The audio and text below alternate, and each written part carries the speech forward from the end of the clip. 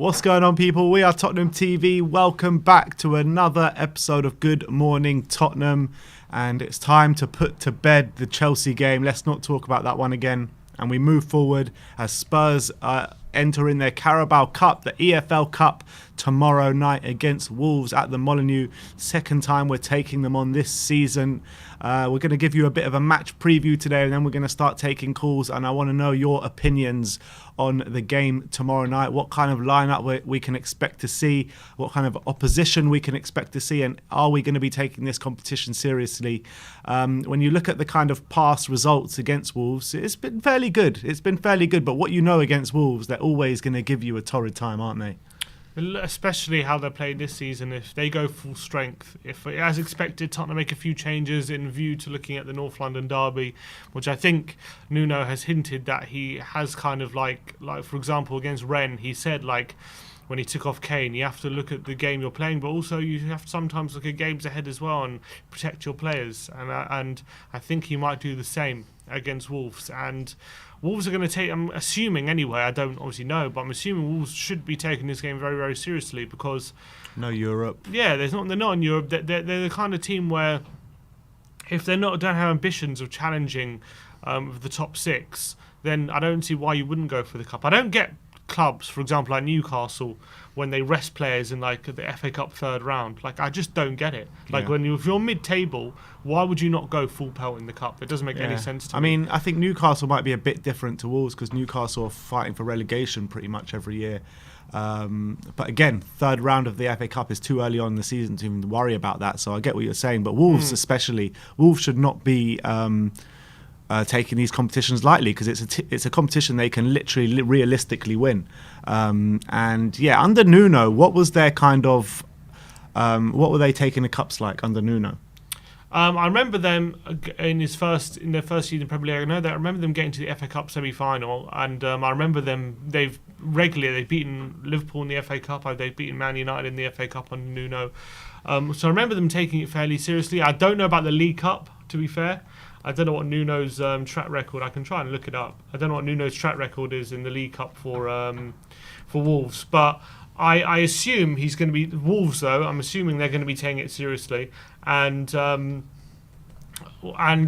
if they do, and if Spurs do rest players, I do worry for us a bit on Wednesday. I think our second team, if you play the likes Davis, Doherty, if Rodon, Tanganga come in, if we're playing the likes of Winks. And also up front, although we're not really blessed with options, I guess he might not have another choice but to play Son and Kane, to be honest, just because of numbers. Yeah. But I do fear that with the likes of Traore, Trincao, Jimenez, or Neves, if they're all going to be playing, I worry for us because I think although they lost to Brentford, I think this is going to be a cup tie and Molineux midweek evening game under the lights. I feel like they'll be up for it. Yeah. And I feel like they'll see this as a very big game for them. Definitely, and as you can see on screen, 3 players out for Wolves for this game. It looks like Pedro Neto with that long-term injury, Johnny and Bueno as well. But they are, a team full of quality. Raul, Neves, Martinho, Trincao, like you said, Jimenez, Traore, who always gives us a hard time. But when you look at Wolves, they haven't scored a goal at home this season. They've lost every game at home this season. Yes, I keep saying I've been impressed with them, but if the same thing keeps happening with them and they can't seem to get the ball over the line, what's going on with them? That's true. If it keeps happening, there clearly is a problem. I think against Brentford, the worrying thing is, I've always said this, for example, Spurs, for example, against Newcastle, right? Well, last year we dropped points, we drew 1-1, but we actually played really well. And people look at that game because we dropped points against Newcastle. It's a shit result. And people automatically, even without looking at how we played, will say, "Oh, we were terrible, shambles, all that kind of stuff," right? Because we drew against Newcastle. But the fact is, we actually played well. We should have won. We should have won that game, but we didn't get we didn't get the points that we should have gotten in that game. But in football, right, things go in cycles. You can't always be 100% of the season on top of your game. You can't always be at your best. So it's super important when you're playing your best football, when you're on top all the time and you're having a great period, you get as many points as possible. It's like you always got to score when you're on top. And I feel like with Spurs last year, We didn't do that totally at the beginning of the season. We were in great form. We didn't get as many points as we should have. And then once we started getting to bad form, and then it looked a lot worse than it probably should have been because we didn't get as many points when we were on good form. And I feel like with Wolves, it might potentially could be the same thing because when they were on great form against Spurs, against Man United, played great games, really dominated the play, but they didn't get any points for it. And now they have a bad game against Brentford and they lose, but it looks worse than it is because they didn't get the points that they should have gotten when they were on top. And that's what I feel like is with Wolves. But it's crazy how they've dominated so many games this season and just can't seem to find the back of the net. Yeah. They just can't seem to do it, and it reminds me a lot of Brighton last season. I know it's early days, but it reminds me of Brighton, how they were dominating games last season as well. Couldn't find the net and ended up drawing a lot of games, losing a lot of games. And it seems as though Wolves have really started that season of the same ilk of, the Brighton of this season pretty much. Yeah, and I feel like Jimenez is like everyone's obviously willing for him, desperate for him to do well and come back strong after that terrible injury, but he hasn't started the season. Look, it's understandable, but he hasn't started the season with that kind of sharpness and ruthlessness in front of goal that he had before the injury. He saw him getting frustrated with himself in the Brentford game, especially when he ripped the headband off and at the end of the game and played the last few minutes without his headband after a header went wide. And he seems to be getting a bit frustrated. He just needs something to go in for him, something to bounce his way and a bit of luck, and I'm sure he'll get back to his best. But it must be very hard coming back from an injury, not just getting back, not just physically getting back to your best, but mentally as well. Every time he goes up for a header, he must get a flashback to what happened and things like that. I'm sure all that kind of stuff goes through a player's mind. It takes a long time to go over. For example, Luke Shaw, when he broke his leg, took him a very, very long time to get over that injury. When he came back, he came back, but he still wasn't the same player when he came back. Look, it can happen to a player. It all depends on the mentality of a player as well. He's good now. I'm saying it just could take a long time because I'm sure, when a 50-50 challenge comes in for Luke Shaw, just after his injury, he probably thinks twice whether to really go full pelt and actually risk getting injured to win the ball, which is what you've got to do in a way to win a 50-50 challenge. And those kind of things can play on a player's mind when they've had a very big injury. So that, I think, here, and obviously they're relying on him up front because obviously Fabio Silva, they've got him as a backup, but he's still very young, so you can't really rely on him. And they got the new guy Huang from Leipzig, but scored his debut. Yeah, he scored, but he's going to take some time. I know he actually had some really great skill against Brentford as well. I don't know if you saw that backheel nutmeg, which was really impressive, but he's going to obviously take some time to develop. So they're relying heavily on Jimenez, and if he's not fully firing, then they're obviously going to struggle to be getting goals on a regular basis because Traore and Trincao, for however good they are, which are very talented, tricky players, they're not regular goal scorers. That's the issue for them. Well, in terms of the way Wolves are setting up, do you expect them, like you see on screen now, to go with a back five again with 3 up top, 2 in the middle? Yeah, it was interesting because I was looking at a Wolves fan channel on Twitter. They're expecting changes. They're expecting Wolves to rest some players, which I don't understand. But look, I'll be happy if they did that because we really need them to rest players if we're gonna have a good chance of getting through. If we're gonna be resting players, if they're gonna be going full strength, then unless we go somewhere near full strength, I can see us struggling. But I don't know Bruno Lager and if he's going to take the cup seriously, but if I was him, I would go full strength in this game. The way they might be looking at it is, the next few games after Tottenham are Southampton away, Newcastle at home, Villa away, and Leeds away, and they would look at those 4 games and be like, we can get results here. And with their start to the season they've had, like we keep saying, they've played really well, but haven't got over the line. Maybe they're going to look at this game, maybe to rest a few players and to get back onto form in the league, kind of thing. Maybe that's the way they're looking at it. Yeah, maybe. I don't know. Obviously, Wolves fans will know better than me, but I'll just assume they would want to go as far as this competition as possible because it's a very, like for Spurs. Yeah, obviously we haven't won a trophy, but we have a few cracks at silverware because we're in Europe. I know it's a conference, but at least it's another opportunity to win silverware. With Wolves, they only have 2 cracks at it, FA Cup and League Cup.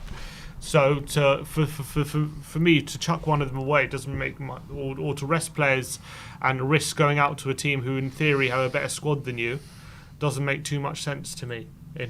For Spurs, it makes a bit more sense because we've got bigger things to aim at this season in terms of what we want to achieve, and if we can get through the League Cup playing a bit of a weakened team, then it's worth it. But if we're what bigger things do we have to go players, for though? Huh? What bigger things?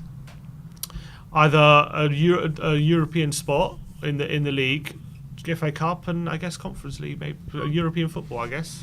Would you? Yeah, I mean, yeah, League Cup.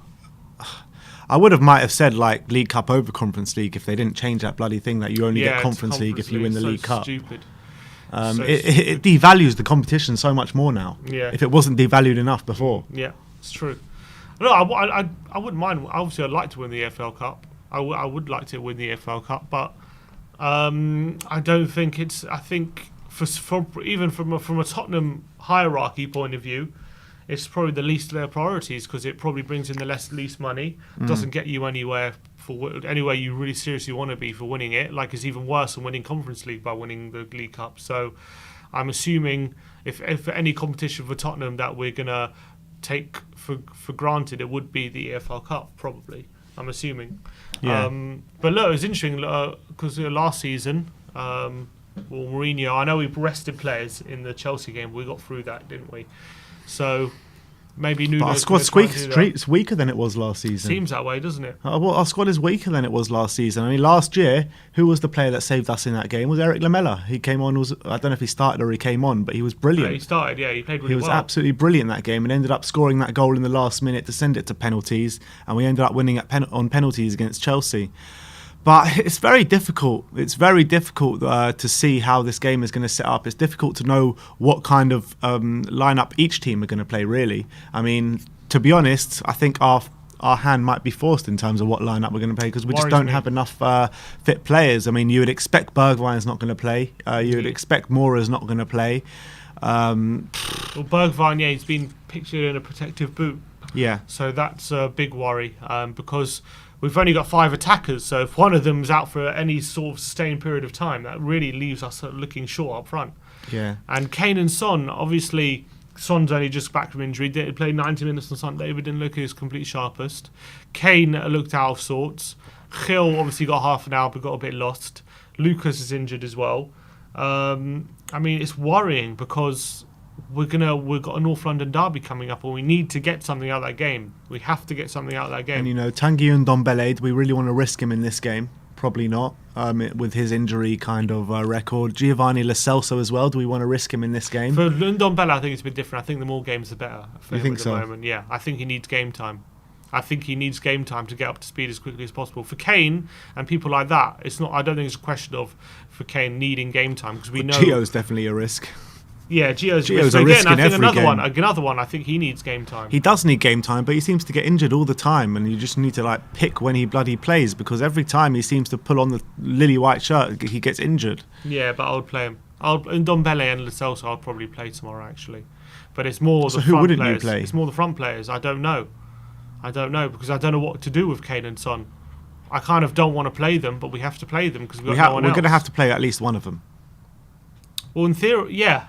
At least one. If you're saying Gil, if you're going to give Gil a chance to start, then I guess you have to play one of Kane and Son, but that involves kind of going for a similar formation we played against Chelsea in the first half,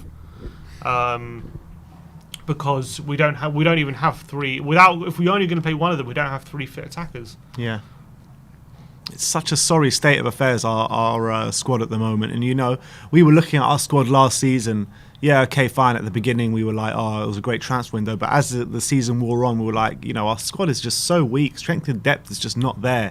And our squad's weaker this season. I don't know how we're going to fight on all fronts this season. I just don't know how it's going to work. We just don't have enough players. For it. That's why, for me, we have to be very careful about how we play our strongest team and how we use it, how we use our squad. And we have to really prioritise competitions this year because last year, we had Vinicius who could just hoover up all those Europa League games in the early rounds and stuff like that. We had Gareth Bale who was playing in a lot of other games. Who had his second best goal scoring year for us in his history. Yeah, we had Lamela, we had players who obviously aren't necessarily the best players, but in these kind of games can do a good job for you. Now we don't even have that. Yeah, exactly. We didn't replace Vinicius. We didn't replace Gareth Bale. We replaced Eric Lamela with Brian Hill, who needs time to get used to this football in this country. So, I mean, we are really out on our legs at the moment. We really are. Yeah, the problem is our backup fullbacks, like our Doherty, who I presume is going to play, Ben Davis, and if you're not like covering for them, they're just going to get exposed time and time again. And as well with the right back situation, yes, Emerson's come in, a highly rated guy from Barcelona, but he needs time to settle into this league. Aurier has shown more than him, obviously, because he was used to this league. And still, if Aurier was at our club, he would still be our best right back. At the moment, yeah, as things stand. And obviously Emerson needs time, but at the moment, of course Emerson needs time. I'm not saying he doesn't, and I'm not saying he doesn't have a big future ahead of him. I'm talking about right now, as of now.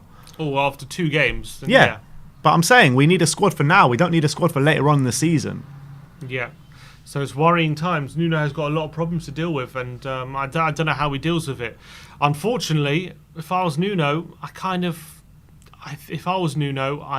hate to say it, but I think I'll just play a second string team in this one and go for the North London derby, because I think it's for example, if we win this game, right, go through to the next round, we play our first team and then lose the North London derby, everyone's going to be angry. If we lose this game and get even a draw in the North London derby, the morale will be a lot better. Yeah, but again, like if we lose this game by playing a second string team, then we go to Arsenal and lose or draw again. Yeah, I know, everyone's going to be like, oh, why don't you play a proper team in the Carabao Cup game? No one's going to be focused because on the Carabao Cup.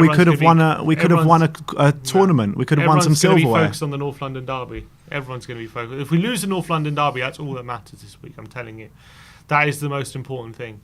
That's what people aren't going to remember who we lose to in the League Cup. People will remember us losing North London. They will they will if our league campaign completely falls off a tail and we don't even get like Europa League from the league. Then we'll be like, why did we throw that game against Wolves? They won't. I don't think they will. I don't think the League Cup. It gets forgotten about very, very quickly, in my opinion. I don't think people remember it that often when if you go out. But I think what what he will be judged on is how we play in the North London derby this week. That's what he's going to be judged on. So if I was him, I would try and I would put all my eggs in a basket. I wouldn't play Kane or Son. I would literally start Scarlett, Hill. That's what I would do tomorrow. I don't think he will. Because I think he's gonna want to try and get through with a team that can he can put out there, maybe resting a few like Højbjerg and so rest who he can basically, but he'll have to play one or even both of Kane and Son tomorrow. But if I was him, I wouldn't. I would prioritise the North London derby, try and keep them as fresh as possible for that game, and try and get through, and obviously maybe bring them on if it's drawing with half an hour, 20 minutes to go, and see if we can win the game. Keep him on the bench, but I would save them for Sunday, because I think Sunday, we can't. I think if we go to 3 defeats on the bounce, after the North London derby and Arsenal overtake us, I think the morale is going to be very, very low after that. I think we need some sort of positive result to stop the slide. Yeah, I mean, if the morale isn't low at the moment, do you reckon that first half against Chelsea does give them a bit of confidence, or does the second half knock the stuffing out of them? A bit of both. I think the second half knocks the stuffing more than the first half would give us confidence, probably.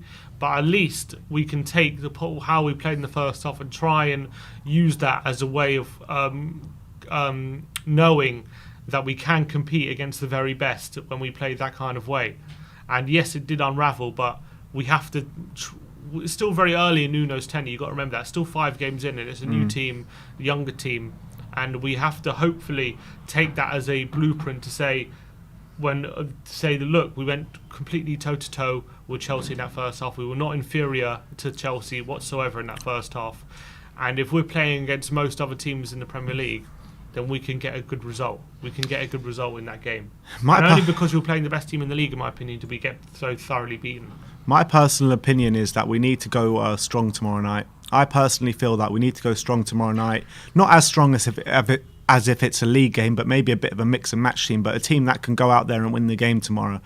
I think that we need to get the good feeling back in this squad on tomorrow night, and it will give us a bit of momentum going into that derby. And I feel like even if we lose tomorrow with a weaker squad or with a strong squad, whatever, I think that bad feeling carries on settling in, and I think that we need to go out there and win tomorrow for the confidence. I genuinely believe that. Yeah, I hear you, and I think it would give us confidence to go in and win. I just don't think it's worth the risk. Like we saw against Rennes on that Thursday. Like, we probably played a fairly strong team to after a bad defeat, to try and get back to winning ways, but we've got 2 bad injuries. It ended up being a bad decision. I'm just worried. Imagine we play a strong team and one of Kane and Son gets injured. It will just be a disaster.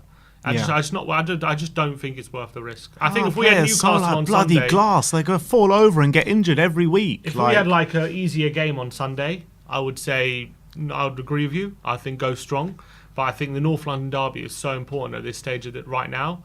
I just don't think it's worth the risk playing Kane and Son. I really don't, because if one of them gets injured or both of them, we saw 2 players get injured against Rennes. If that happens again, that's a disaster. That's like Bergwijn and Lucas is already a massive disaster. Them getting injured in a game where it was so unimportant, they didn't have to play. And if that happens again, I don't know. I don't know. Where does that leave Nuno? Where would that leave Nuno if we have an injury to Kane and Son with who knows how long Lucas and Bergwijn are injured?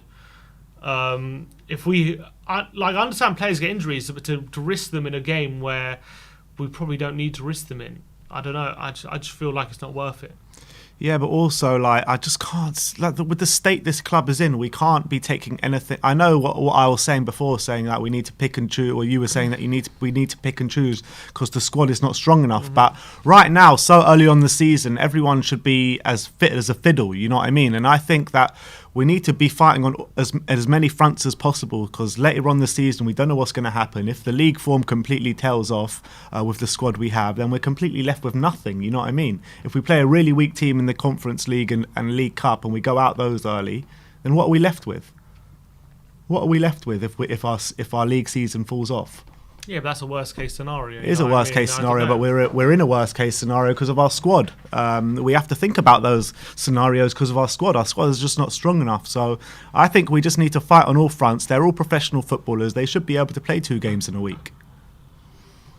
I don't doubt they can play 2 games in a week. I just don't think it's worth the risk. That's my opinion. I don't think it's worth the risk on Wednesday. I want Kane and Son playing in that North London derby, and I don't want anything to stop that from happening. And the only thing that could stop that from happening is either injury in training, obviously, or them getting injured on Wednesday night. And I just look. That's just my opinion. I don't think it's worth the risk playing them both, because I think if one of them needs to play. One of them needs to play. Yeah, I'll probably play one of them, but I just don't like. I don't know. I'm concerned. I'm concerned going into the Sunday that I don't want to get embarrassed. I do not want to get embarrassed. And if we don't have a striker, if we don't have Kane or Son going Sunday, we could get embarrassed. That's what I'm worried about. Well, how can we get... Arsenal aren't scoring goals. I mean, it's going to be a very weird game on Sunday because Arsenal aren't scoring goals, but you saw how when a lackluster front line, like we showed against Palace, how much pressure we can be put under with no way of getting out if we don't have a forward line who can ask questions of the Arsenal back line. And without Kane and Son, we're not going to have a forward line that can ask questions of the Arsenal back line. It's going to be so easy for them to pen us in, and we'll get beaten. We'll get beaten. Yeah, for sure. So we need them. I mean, we get beaten at the best of times over there. That's why we need them, because even at our best, we can get beaten. So we have to stand a chance. I'm not saying Arsenal look. We know Arsenal are not like some behemoth like Chelsea. Yeah, right? but they're going to come out on Sunday like they're prime Barcelona, like they always do against us at the Emirates. North London derby. Everyone's going to be up for it. We need our best players, and I would put them on the bench. I'd put both of them on the bench. That's what I would do. I would put both of them on the bench. That's what I would do, and I'll bring them on if things are really going that pair. Like if we need a goal, well, I'll bring them on. Obviously, if we're 2-0 down, or 3-0 down, then the game's gone. What can we do? But yeah, I'll bring him on if we can look to get a goal or look to get back in the game late in. For sure, I'll bring him on. But I'll start them on the bench and see what we can do for an hour or so without them. That's what I would. That was. You know exactly what we're going to do with an hour without them. We're going to do absolutely nothing. We need to start at least one of them, have a bit of an outlet to give us a fighting chance in the game. At least give us a chance. We don't have a chance without one of them. At least. All right, so I'll start one of them. You have to. And if I was going to start one of them, I'd start Harry Kane. Heung-min Son, we need him more, in my opinion, against Arsenal than we do Harry Kane. So I would start Heung-min Son against Arsenal, 100%. So rest him and start Harry Kane tomorrow. That's what I would do. I dread the thought of changing our fullbacks and putting them against Dynamo. That's the thing. Doherty and Davis at fullback.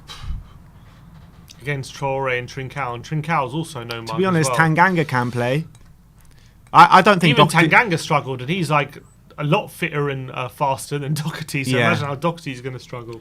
I would play probably. Would you stick Tanganga there again, or would you put Emerson? I mean, I wouldn't play Doherty. I just wouldn't. I wouldn't even bother. Yeah, I would probably play Tanganga. Yeah. I'll play Tanganga there. What, and Emerson against Arsenal? Yeah. Yeah. Or would you play Emerson in this one and Tanganga against Arsenal? I think Emerson showed enough for me in that. Because Tanganga can be important coming up against Kieran Tierney. I think I'd still play Emerson. I think he did well in that first half on Sunday, and I think he showed enough for me that he could do a good job against Arsenal. I reckon defensively. I'll probably still play Emerson. Yeah. All right. Well, that is our match preview. I want to know what you guys think out there. So join the link, the community section and I want to hear your opinions on the game tomorrow night. Do you feel that we should be resting the majority of our players tomorrow in view of the North London derby this weekend? I want to know your opinions. I want to know who you think is going to be playing tomorrow night, and I want to know how you think the game is going to go. So Nuno's got big choices. Big choices for tomorrow night for Nuno. He goes back to Wolves for a second time within 5-6 games of leaving Wolves. So it promises to be a good game, that's for sure. But I want to know your opinions. So call in. The link is in the community section right now. 1 second. Yeah, the link is in the community section. Is anyone there? I wonder how he goes in the midfield as well, because obviously we played Ndombele, Lo Celso, Højbjerg on Sunday. Skip was on the bench, but he brought him on. We have Dele there as well. We have Winks. You know Winks is going to play tomorrow. I think Skip will probably play. I don't know. He's not seeing he's on the bench on Sunday. Yeah. And I think... But again, Skip, I'd like him to play against Arsenal too. So in terms, it's going to be interesting to see. Maybe we'll get a barometer, maybe who he's feeling about starting on Sunday. But obviously, Ndombele, the reason why I say Ndombele and Lo Celso, I would give them game time. They only lasted an hour on Sunday, but I really believe that type of fitness they're getting, you only get it the more games you play. And the more games you play, the more you get into a rhythm. The more likely you're going to get up to speed. So that's why I'll give Lo Celso, Ndombele, and Skip would probably be my 3. But then you got. Does that mean Dele? What are you doing, Dele? Is Dele going to play on Sunday after his performance? Is he on against Chelsea? Is he going to get another run out, or do we play Dele in this game against Wolves? And play one of Ndombele and Lo Celso. You know what really pisses me off about Dele is his post-match interviews. Seems like every single post-match interview he gives is absolutely identical, being like, "Oh, we didn't play well enough. I didn't play well enough. I need to learn. We'll learn from this and we'll move on." How many times is he going to say that without actually improving? This is what I was saying about Dele beginning of the season. After he had a great pre-season, he did all these selfies of him doing gym work over the summer and everything. Well, he is definitely fitter, that's for sure. But I mean, he was probably fit last season as well. I reckon. I don't think he was unfit last season. The numbers show as well that it's like when in terms of pressures and stuff like that, it's similar to last season. I don't think he was unfit last season. He just didn't. I think it was very frustrating when he got the ball, which was what Mourinho was frustrated with. Nuno hasn't been able to improve that, and that's what I was saying about Dele when he was saying all this stuff over the summer, and everyone was like, "Oh, is Dele gonna have a good season?" I was like, "Look, I want to give him an opportunity, but it's same again. It's like our actions speak louder than words." And no, he is putting the hard work in, so we can see that on the pitch. He's working hard. I don't doubt his work ethic. I just think on the ball, he needs to approach the game a lot different to how he's doing it, because he's now being just as frustrating in the middle of the pitch as he was in the attacking third. And that is a recipe for disaster when you want a settled midfield to either keep possession or build play and stuff like that. I feel like Delhi ruins that a bit when he's in possession in the centre of the park, and he has to improve that. You know what I mean? Like, talk is cheap. You know, actions speak louder than words, and you know you need to put performances on in the pitch. And how many summers now have we seen like all this fanfare around Dele Alli being like, this is Dele's year, he's going to be a lot better this year. Last summer, Dyer coming out saying, this is the Dele I love to see, and Jose Mourinho talking about him saying, oh yeah, he's playing really well, it's going to be a big season for him. He has one Premier League game that season pretty much. This summer was pretty much the same, you know, with the fitness thing but with these post-match press conferences, I think I've seen the carbon copy press conferences about 10 times in the last 3 years from him. Literally about 10 times. And like, when is he going to just, you know, produce those magic moments that he used to produce on the pitch like he used to produce? He can't produce them while he's in centre mid. No. Well, he has no chance of producing them while he's in centre mid. That's the only issue really I have with him. That's one of the issues anyway I have with him being in that role, because if he's going to get any chance of being a Dele who can provide that spark in the final third, we're going to need him further up the pitch. Yeah. And while he's in that, he can. The thing is, when he's in that central midfield position, he can actually produce magic moments, but it won't get him goals. All he'll do is get him past the player, and then he'll have to either do a through ball or he'll have to kind of progress the play. He won't be able to be close enough to goal to really, unless he's doing a late run in the box like against Watford, to really have opportunities to score goals, and that could restrict him. For me, this is Dele's last chance saloon this season. I think if he has another poor year this year, I think it's time to get rid at the end of the season. I genuinely believe that. I mean, how long are we going to wait around? It's been like 3-4 years now. We nearly start put him on loan last year, didn't we? PSG, yeah. So, but he ain't getting a move like that anymore. Nah. I think like Dele Alli, you know, stinks to me of one of these guys, you know, when he was up and coming, abundance of talent, abundance of showing it on the pitch as well. You know, 20 goals he got that season as a 19-year-old or whatever. And I just feel like he might be one of these guys who had all the potential in the world but didn't fulfill it, and might end up at someone like an Everton or an Aston Villa or, you know, someone like that. Yeah, that's what it screams of, to be honest, because he's been off the boil for so long now. It's hard to even envisage a Dele Alli who is back on form again. It's hard to remember what he was like. It's true, and like, cast your minds back to back then, right? And you're thinking, and you know, we had all those comparisons of Lingard and Dele Alli, and we laughed at anyone that said Lingard was better than Dele Alli. I'll take Lingard over Ali right now. Well, yeah, Lingard's in great form. I would take Lingard over Ali right now. Great at the moment. The way Lingard's playing.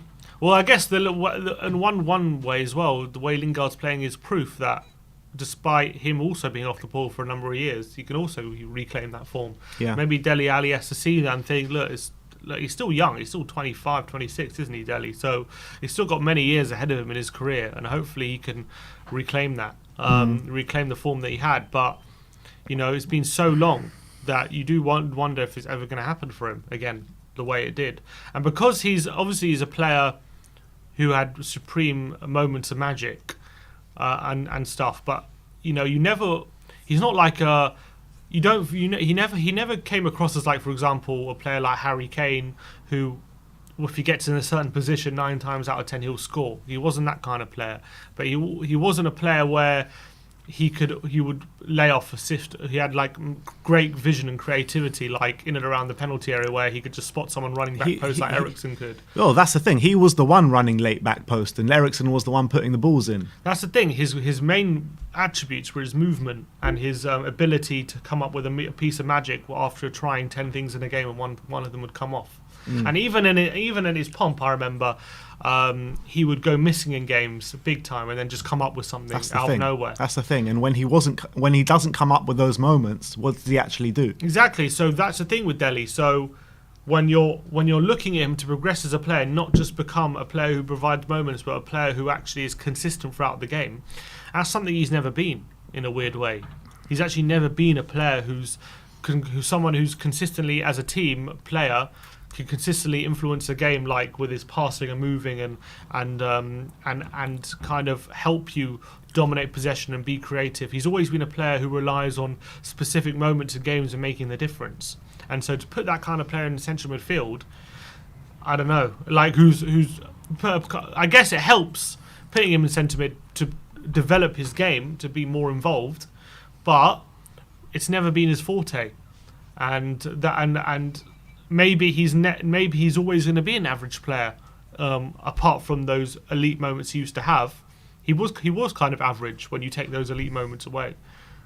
So maybe maybe unless he gets them back, he's always just going to be an average player in that sense. Yeah, I mean, he had one of those elite moments last year with that overhead kick in the Europa League. But that's the only thing he pretty much produced last season with the limited time he got on the pitch. And look, I wanna back Dele Alli because I've always backed Dele Alli to kind of come back and regain his form. But as the games go on, it's hard, and I think Nuno isn't really helping him at the moment. And do you genuinely believe Dele Alli is really going to reinvent himself as like this hard man midfielder CDM kind of role? No, because I don't. Not to a role. Look, I reckon he can do it, but no, you can't do it to be good enough for Spurs to challenge for top four. He's never going to be a top four CDM, is he? Yeah. He can be a CDM, maybe that's mid-table, an average CDM. Like probably, I don't think he's ever going to be able to be a CDM or a centre mid that could rival teams in the top four, and that's what we need him to be where we want to be. So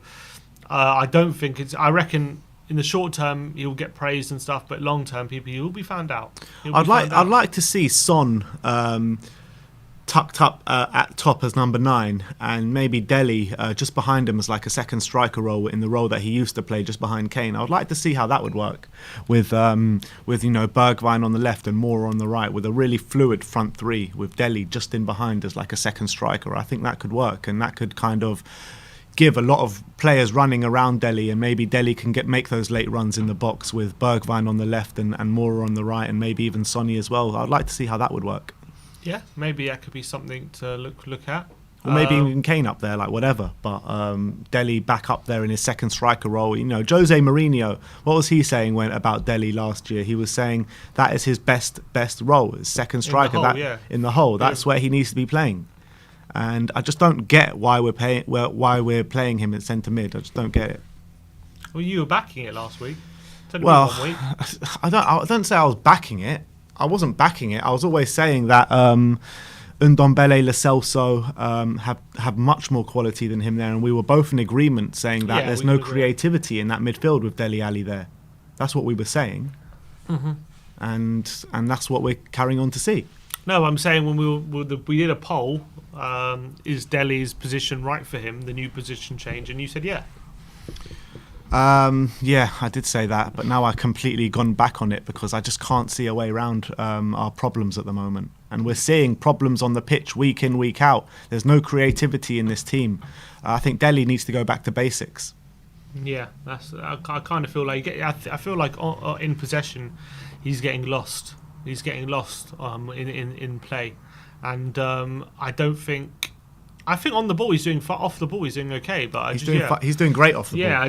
He's just not doing anything on the ball, which we need him to do as a central midfielder who's supposed to be help dictating play, keep possession, help us build and progress the play. That's what I feel like with Dele Alli. So yeah, but anyway, moving on from Dele. When obviously these stats about Nuno have been coming to the fore about how poor this is what we were saying last week. Obviously, Athletic have done an article today about the worrying numbers underlying Tottenham's season at the moment, and it's interesting because obviously Spurs results-wise haven't been horrific for first 5 game season. 3 wins, 2 defeats. Not terrible results, not great, but not terrible either. But on the eye test, when looking at Spurs, we don't seem to be a team functioning that well on the ball to be hurting the opposition. But sometimes your eyes can deceive you, and sometimes you think something's happening on the pitch when actually the numbers can tell you a different story. However, when you look at the numbers, this definitely is not the case. The numbers are telling you exactly the story that you're watching with your very eyes, and that's what's so damning at the moment about how we're performing. Our XG is lower than Norwich. Yeah, I know. We're the lowest in the league for expected goals. And despite all the difficulties Nuno's had to deal with, which has been a lot, they're not unsubstantial difficulties since coming in. He's had very, very hard problems to deal with. But with the quality we have in the squad, even with the injuries, like I remember Poch, I remember there were times under Pochettino where we had terrible injuries. We had Kane and Son out, and yet we would still find ways to play and attack and get players in attacking positions and win games, and even win games. Obviously, we would never be as good as we were without the injuries, but he would still find ways to play and get solutions. And obviously, it's very early in his tenure, but I feel like he hasn't had those injury problems have been bad, but the quality in the team, we have to be coached in a way that we can be creating a lot more than we're doing at the moment. Maybe not against Chelsea, but the other games, 100%, even against Chelsea, to be fair. But forget Chelsea. I think Poch had more quality though in his squad. Poch had more quality in his squad. In first 11. Yeah. We never had a deep squad under Poch. We didn't have a deep squad under Poch, but look at the first 11 he had. It's 10 times better than what we got now. With Moussa Dembele in the middle there that can control a game on his own. Kyle Walker at the right. Danny Rose at left back, you know what I mean? Yeah, but I'm saying Toby. He had games where, I remember we played Fulham away. I remember this very clearly. We were at that game, and when Winks scored? Winks scored the last minute win. We had no Kane that day. We had no Son that day. We had no Dembele that day. I think we had no Rose that day. Like, we had serious injuries, and we still. I know we only scored last minute winner, but we still found ways to play and get a win that day. And I feel like Nuno, he's still figuring it out, but we haven't got that balance at the moment. You say that, but we did win our first 3 games of the season this year, 1-0, 1-0, 1-0, and that Fulham win was probably just like one of those games. Like, we got a goal in the last minute, we weren't exactly good that day, and we found a way to win. Yeah, but those games we didn't have injuries. We didn't have injuries. Yes, I'm saying. I know what you're saying. We had a full team. I can accept that kind of display more if we're having injuries and looking to adapt, but those are the games where we have to be looking at our sharpest and our best and really creating chances when we've got a full team out. Yeah. And I feel like a lower XG than Norwich. I don't know how you can justify that. Yeah. Like, really. Like, regardless of injuries and stuff like that, it really that should never be the case. Especially they've lost 5 games. They've lost all 5 games, and they've created better quality chances than us. Like, we should not be the lowest in the league at quality of chances, especially when we're supposed to be changing our philosophy and not being so defensive and being more attack-minded and all this kind of stuff. I don't know how that's possible, really. That's something he has to address. Like, even if we were mid-table in expected goals, that would be disappointing. But to be bottom, like 20th, that is terrible. Well, I'll tell you what, though, you're banging on about Graham Potter in the summer looks all justified now at the moment. Yeah. They're doing a great job, aren't they? 4 wins out of 5? Yeah, 4 wins out of 5. Unbelievable stuff from Graham Potter. Look at their squad. Like, how many of those players, gets into our team? You would think none of them. You'd think maybe a few Basuma, probably. Yeah, but he's probably like the only one, literally. Yeah. So, like, I think he's doing a lot with a little, with not as much. Graham Potter, he's done a great job. I thought he did a great job last season, despite the results. And I think that he started it's only 5 games in again, but he started the season brilliantly. I'm sure they'll burn out. I can't see them carrying it on for the whole season. Well, but you never know. Weird things have happened. But 4 wins out of 5 shows what a great job Graham Potter is doing at Brighton. And it's not just, and the great thing about Brighton, it's not just the results, it's the way they play. Brilliant football, attacking football, possession based. Even though they play with 3 at the back, they keep the ball. They create triangles. They create space in and around the penalty area. They always seem to have space in attacking positions. And maybe it's because they're Brighton and people always attack them regardless of how they play, because people think they can always beat them, so always leave space. But They seem to always have space in that final third. They seem to always attack teams, whoever they play, and even against the best teams where they're outmatched from a personnel wise, they always give a game. They always play well, and I think we missed a trick not getting Potter, but I guess there's always next summer. There is. No, I mean, we need to persist with Nuno. I mean, we've got no other choices, and at the end of the day, any sort of manager is going to get completely undermined by the hierarchy anyway. So at least with Graham Potter, he's can adapt to the squad. He's like, producing with such little. Exactly. So but Nuno was doing that with Wolves as well. He was not with the style of.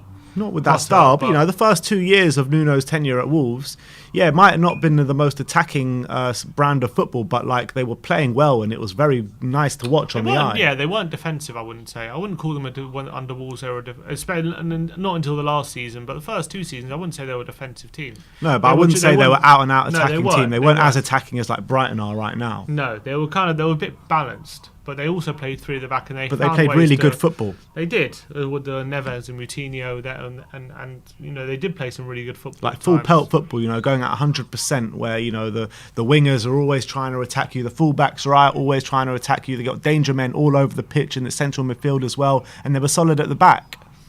And that's what they proved in this first 2 years in the Premier League with Nuno.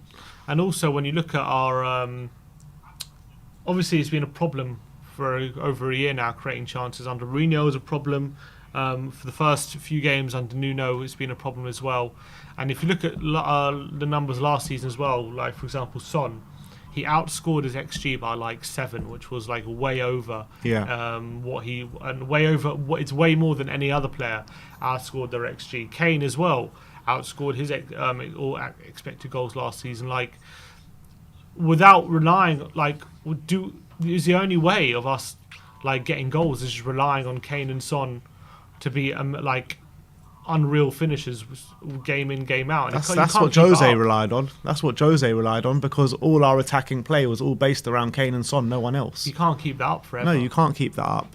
Can't keep up forever. No one can keep that up forever. If you're going to play on the front foot, if you're going to play on the front foot and play attacking football, you need everyone involved in the attacking actions, not just 2 players. Yeah. You need to defend as a team, you need to attack as a team. Under Jose Mourinho, literally the plan was get it to Kane to get it to Son. That was it, pretty much. Yeah, and see what you can do. That was literally it. But it's a hard one, and I know we're a bit depressing today, but it is what it is. That's the key. We need the other attacking players to really start stepping up, because their goal returns for the attack, apart from Kane and Son, the goal returns are pitiful. In all honesty, they are pitiful.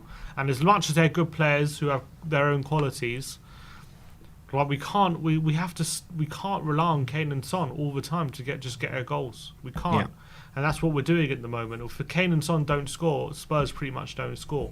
Yeah, and that's a big problem, and that's a structural issue, and Nuno has to sort that out. So it's going to be interesting to how he goes about trying to sort it out. But I think we need the other attacking players to really step up now. Completely agree. Is there anyone waiting or anything? Does anyone want to call in the community section? The link is in the community section if you want to call in and give your opinions. Is there only 2 members or everyone? Members. So put it to everyone. Why not? We're gonna open up the floor to anyone who wants to call in. So in the community, if you go to the community section, I'm putting it in the live chat. Oh, it's in the chat now anyway. So if you look in the chat, you should be able to see the link for the call-ins. And I want to speak to people. I want to get people's opinions on Tottenham. I want to get people's opinions on what we should do on Wednesday as well for the League Cup. Do we rest players? Do we, for the North London derby, do we go full strength to try and get that winning feeling back after consecutive 3-0 losses? I want to know what people's opinions are going into Wednesday. Got a comment here from Brains McLeod saying Nuno has only had around 3 weeks with a full fit squad, and he's got 3 wins and 2 losses, so maybe we should give him a break and at least a month with a fully fit squad. No, that's absolutely right. It's absolutely right. He's I think Nuno's coming under a lot of criticism for purely because of the way we play and all that stuff. But he needs time to get a squad together, get his fully fit squad together, get how he's going to play once we're up to date with all the players are in tune with his tactics and all that kind of stuff and on the training ground, because it just needs time and work on the training ground, all this stuff. So I do feel for Nuno. Unfortunately, Spurs at the moment, it's a very impatient job. Because of what we've been through with Pochettino and then Mourinho, Spurs fans have lacked patience now, because we were very patient under Poch. We were rewarded with that patience with consecutive top 4 finishes and all that kind of stuff. But then we were kind of patient again because we thought, if we haven't won the league or we haven't won a trophy yet, but if we keep going and we keep building, we're going to get that trophy. It's going to come. Then we're patient, waiting for Tottenham to start acting like a big club. And then Pochettino got sacked. Then Mourinho was in. We were patient with him for another year. We finished 6th, and we were patient again. We're like, okay, this is a season. And again, it fell through. And so now we're in a situation where we're falling behind the top 4 all the time, all those top 4 places, with every loss, because the quality of those teams are so high. Like every game, it feels like we're falling behind them. We want to also start seeing attacking football as soon as possible, because we've been used to defensive football for 2 years now, and it's leading to a big lack of patience from the fan base. Look, at the end of the day, as much as we've criticised Nuno, as much as we criticised the team, Dele Alli, all these kind of people, they're giving an impossible task. They've been given an impossible task over the last couple of years. Even Jose Mourinho, they are not being equipped to do their job in terms of what the ownership wants and what they can actually produce on a football pitch. Right. And that's the crux of the matter. And as much as it gets frustrating watching Tottenham week in, week out, and we can pick out the flaws with Nuno, we can pick out the flaws with the individual playing staff, it's all kind of irrelevant, because they're not given the tools by the ownership to get what the ownership wants and the fan base wants. So yeah, we kind of get swayed off the path of the real cause of the problems, because what we're seeing week in, week out. But ultimately, the problems at this football club lie right at the very top with Daniel Levy and the ownership, and not given the actual manager and the team and everything what they need to succeed in their roles. And ultimately, everyone's going to keep paying the price until we get a magic man who can punch well above his weight, like Pochettino again. And that's the facts of the matter, unfortunately. Yeah, but you got to judge the manager on what they have, not. As in, what we have is not good enough to what we want to have, but it's good enough to be better than what we're doing. Yeah, it's good, but it has only been 5 games in this season, so there's a long way to go. And from where we are right now, from what we're trying to do, people talking about top 4 this, top 4 that. Top 4 is nowhere near the question this year. We need to be looking at top 6. I mean, if we can finish top 6 this season, that is going to be a good season for what this squad actually has. And that's not what Spurs fans want to hear. That's not what the hierarchy want to hear. And until they start pumping the money in, and until they start bringing us some top quality talent and giving us, finish off that rebuild, then unfortunately this is going to be the situation at Tottenham. And I think top 6 is within our grasp this season. Should be. I like to think. I think in terms of the squad and players we have, we should be able to get top 6. And if we don't, I think Nuno has a few questions in terms of how much he's getting out of the teams. I think our squad really is, as much as we bash it, I do think it is top 6.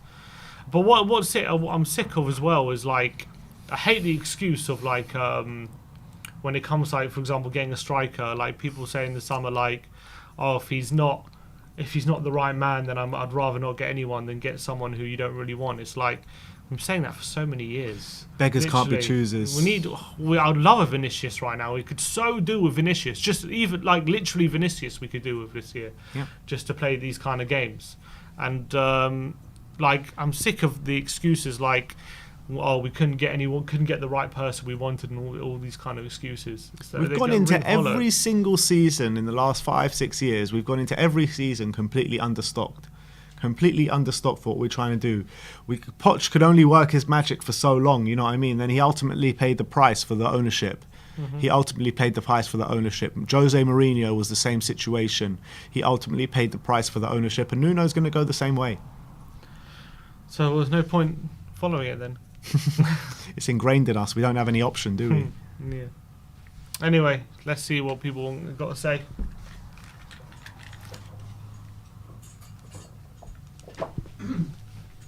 All right, let's bring on our good friend 6 Yard Box. Hello, my friend. How are you?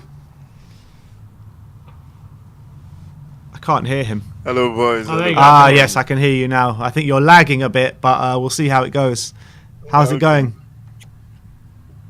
Yeah, I don't know what's wrong with my wireless today, man. So must be the game effect on it. You know, maybe this Sunday's game effect is still it's causing my wireless to lag. So, but yeah.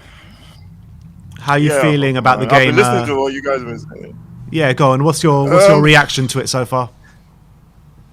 Yeah, some of the points you guys were making were like proper, like real good points, like what everybody's thinking about. I think the key thing for me is just we've got to give the manager time. Yeah. That's just the key thing for me, and we can see from the preseason to the first 3 games when he actually worked with the players for like a longer period. Even he said in his press conference as well that he needs time to work with this squad with all these players available to him.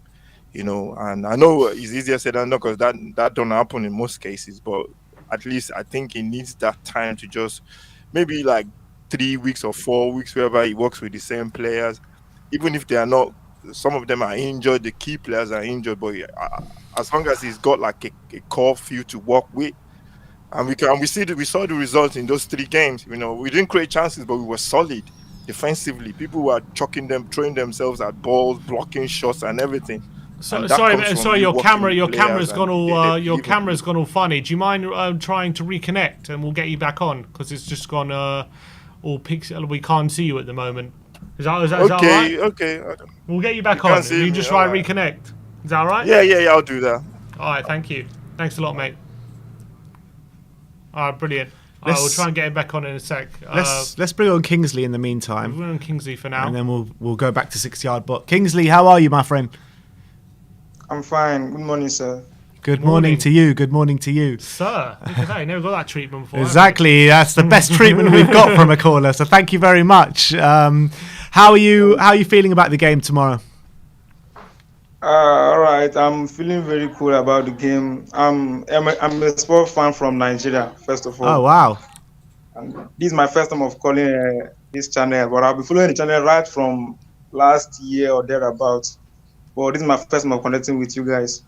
Thank you very much for calling in. I mean, me and my brother were having a debate before talking about how strong we should go tomorrow night in terms of our starting personnel with Arsenal just around the corner. I mean, what sort of a lineup would you like to see tomorrow night? Does Kane and Son, should they both play? Personally, to me, I need these 2 guys to start the match, and once they get the thing done, then they can be take off. Understand? But when you start all these player like Scarlett, I know Scarlett is good and every other one around him is good, but Wolves are not a club that maybe you just play anyhow and think about getting results. We saw on the first match on the EPL how we need to start with the full squad. Then when we get the match, like 2 goals ahead, we can substitute players. But what if those 2 goals never come and they're involved in a very, very intense atmosphere there in Molineux, a very aggressive game with the Wolves team? I mean, we saw out in France, it doesn't really work like that. We started a strong team out there in France, and the plan was maybe to take off a few players after we were 2 or 3-0 up. That wasn't the case. They ended up playing the full game. Well, they would have done if there weren't also many injuries within the game. I mean, do you take that risk? I think as a manager, you play every match is important to you, because last season we were in the EFL final when we lost to Man City. Understand? So these players are collecting whistle, and they should be able to play 2 matches in a week without injuries. I know injuries are inevitable. They're inevitable, understand. But in as much as you try to secure the player for the upcoming match, playing the EFL is very, very important. It's very, very important to me, personally to me. And coming from the fact that we lost to Crystal Palace, which I see as our worst match since the season started. Because against Chelsea, even though we lost the match 3-0, but the guys they played amazing football. I didn't expect what I saw in the first half. But the moment N'Golo Kante came in, he changed everything. He changed the game entirely. So I guess we can play this match with full squad and still get back. But what if we, play? It's a very important game. I grant you that. But we've got with the North London derby on Sunday. Do you not feel like, do we give them 90 minutes, Kane and Son, on Wednesday? And what if one of them gets injured? Would that be an issue for you? No, I think if we can start our best score, at least in first half, we should be able to get at least one goal up or two goal up, and we can be taking them off one after the other. Like when you take him off and you bring a Scarlett down, you watch how the match is moving before you can make another substitution. Because losing this thing might will still increase the rumor from people around. Maybe the way they'll be shouting that Spurs are not in good position now. But once we can be able to grab up this great opportunity and win the match, I think it will be a great boost going into that North London derby. And what's your prediction for the game tomorrow night? What do you think the score's going to be? I go for 3-1. 3-1 to Spurs. Yeah, and he will get his first goal tomorrow. I like the confidence. I really do like the confidence. And if Brian Hill can get his first goal, I'll be a very happy man. Yeah, and I would like to say something concerning that Chelsea match on Sunday. Hello? Yeah, I can hear you. No, we can hear you. I'm pretty sure that if we had the likes of Lucas Moura and Steven Bergwijn in that match, definitely, even if we will not score, at least we'll have one or two goals in that match. We have poor driving in that front. Lo Celso is not a right winger; he's just a midfielder. If we have someone like Lucas Moura who can take on two players or three players at the same time, we saw some trying to take on Thiago Silva, but he couldn't.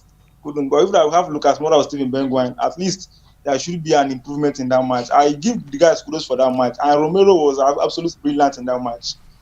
It's been long I saw that kind of display from sports players. Okay.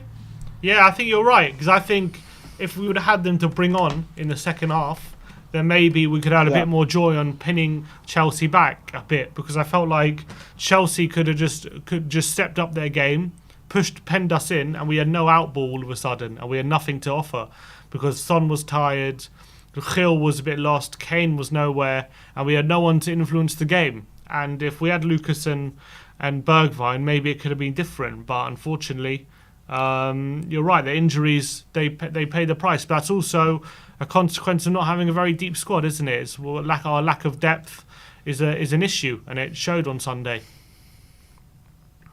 Oh, is he gone? Oh, he's gone. Oh, we've lost Kingsley, unfortunately. A very good call. Thank you for calling in, Kingsley, all the way from Nigeria. Unbelievable. Love that. Let's bring back 6 Yard Box on. Hello, sir. 6 Yard Box. Can you hear us? Hello. There you go. That's better. You're back on now. Where were we? Kind of remember, to be honest. Let me ask you this, mate. On Wednesday, how do you approach the game on Wednesday with the North London derby coming up on Sunday? With Bergwijn and Lucas already injured, we have a lack of striking options already going into the game. Are you thinking Kane and Son have to be wrapped in cotton wool on Wednesday for Sunday, or we have to start them with a view of getting through in the cup and getting that winning feeling back? I'll go for the latter man, because I want the winning feeling, to be honest, man. I think worrying about injuries, they could get injured while, I don't know, going to Tesco and drop a bottle of whiskey on their leg or something on their face. So I don't think we should be worrying about, maybe one of them, because especially the striker situation is just is terrible at Tottenham, man. I can't believe it. A club of this size, massive club, we've only got 1 feet top striker. It's unbelievable. It's crazy, isn't it? It's crazy. It's madness, man. You can't tell anyone that. Sometimes when I look at it, I wake up in the middle of the night and I start sweating and I think we've only got Kane, man. What's going on? Yeah, it's scary, man. It's scary. So on that, looking at it from that point, I think maybe we should rest one of them. But we've got to try and win this game, man. We've got to try and win this game. Get some confidence back, get the defense defending, get confidence, get a clean sheet if possible. They're going to make change. I think they're going to make 1 or 2 changes as well. But I don't think they're going to play their full squad. But if one of Kane or Son, we saw what happened out in Rennes, didn't we? With we played Lucas and Bergwijn. They both got an injury, and it was a game where they probably both didn't need to play in that game, considering the competition. And we really need to be on top of our game on Sunday if we're going to get a result against Arsenal. And if we don't have Kane and Son, do you not think? Say one of them does get injured on Wednesday night, how do you think that'll be very detrimental? Yeah, I see your point. I definitely see your point. But that game against Rennes was just crazy. The referee was mad. He was just that was WWF, man. They were just smashing into people. The referee let most things go. Mora's injury was basically the guy just fell on his leg. He was never gonna get to the ball. He was just like wrestling him to the ground. I don't think. If that should happen again in this game, that maybe there's something wrong. Maybe we've been cursed truly, man. Because that's something that's like a one-off thing. Those injuries we picked up in the same position as well. Like unbelievable. But you're going to come in. You're going to come in for a very aggressive game tomorrow night as well. Oh, yeah. Is he? Yeah. I got that feeling.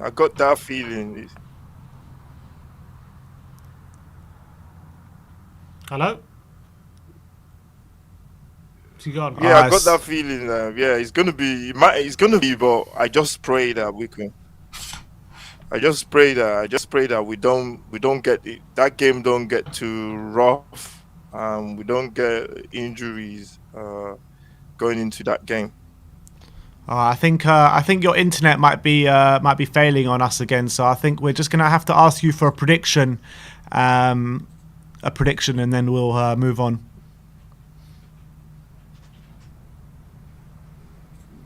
Oh. Yeah, I think so, because I can't see. I think everything is just stopped.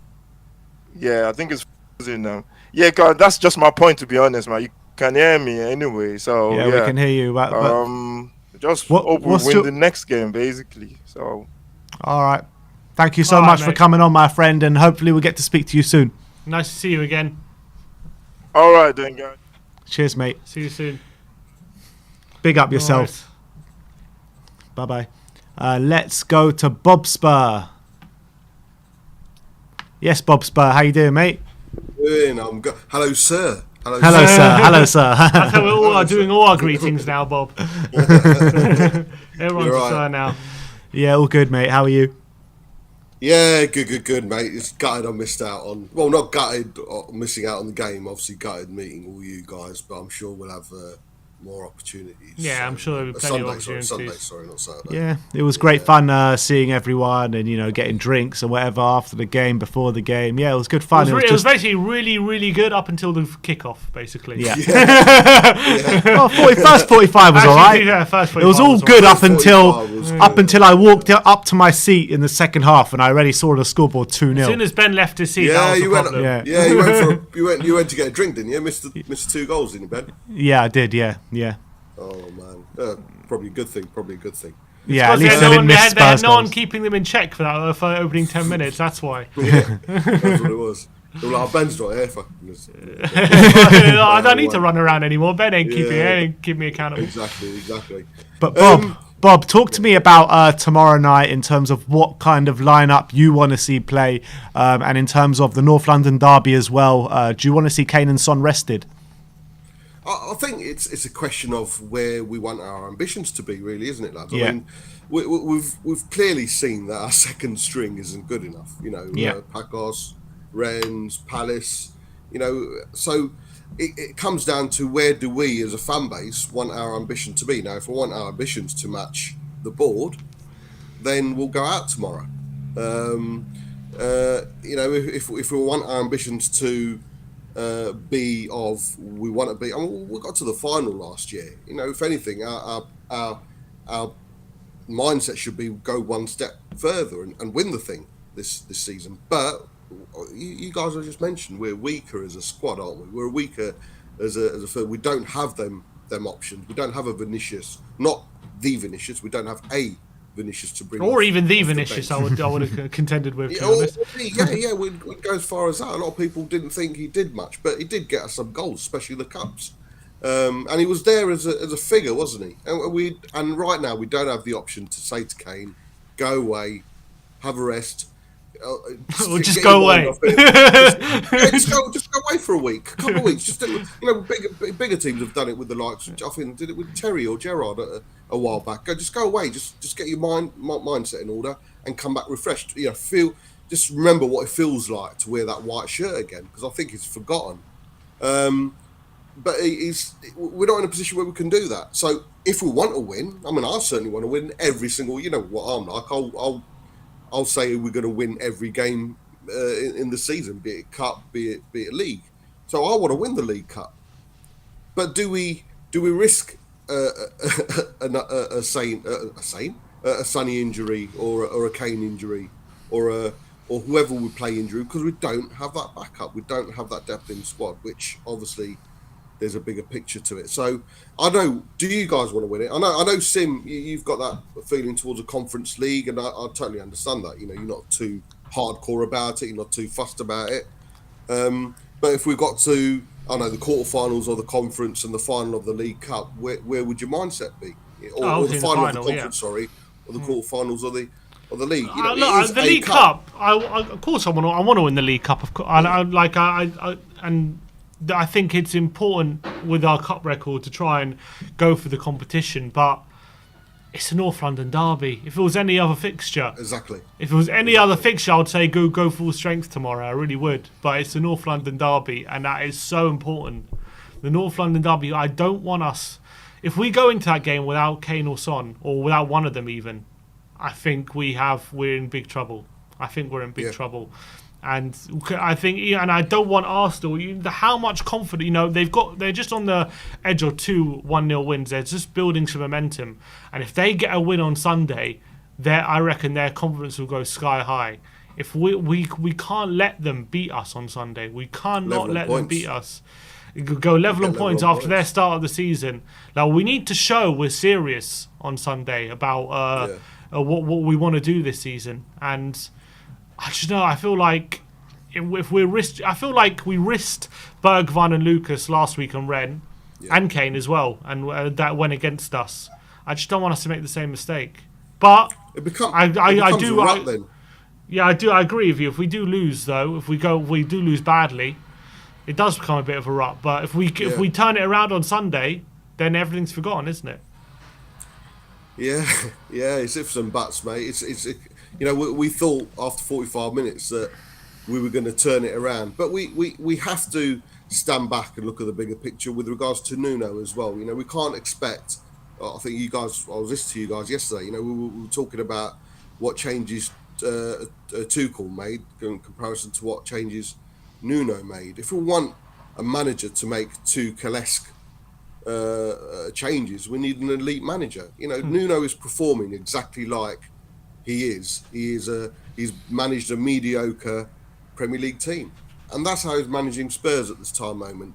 The reason why he doesn't have the ability to make those changes, or those tactical changes, or those team selections, if he did have that ability, he'd be managing a Real Madrid, a Man United, a Chelsea, or someone else. The fact he is or had managed Wolves just shows where his ability are. Just like players, managers will manage teams that reflect their own ability, and he managed a mediocre Premier League team, so that's what we need to accept.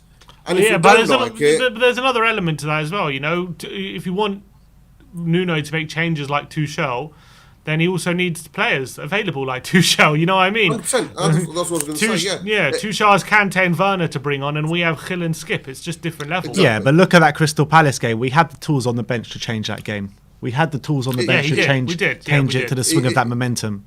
Exactly. I don't think a Tuchel or a Klopp, and this is nothing against Nuno. I'm just saying, it's his ability. I don't think a Klopp or a Tuchel would have gone into that game and not made just the 2 changes, because that's all it needed, just the 2 changes. But like you said, Sim, the bigger picture is we don't have the players, we don't have the investment, we don't have the cover in depth, we don't have.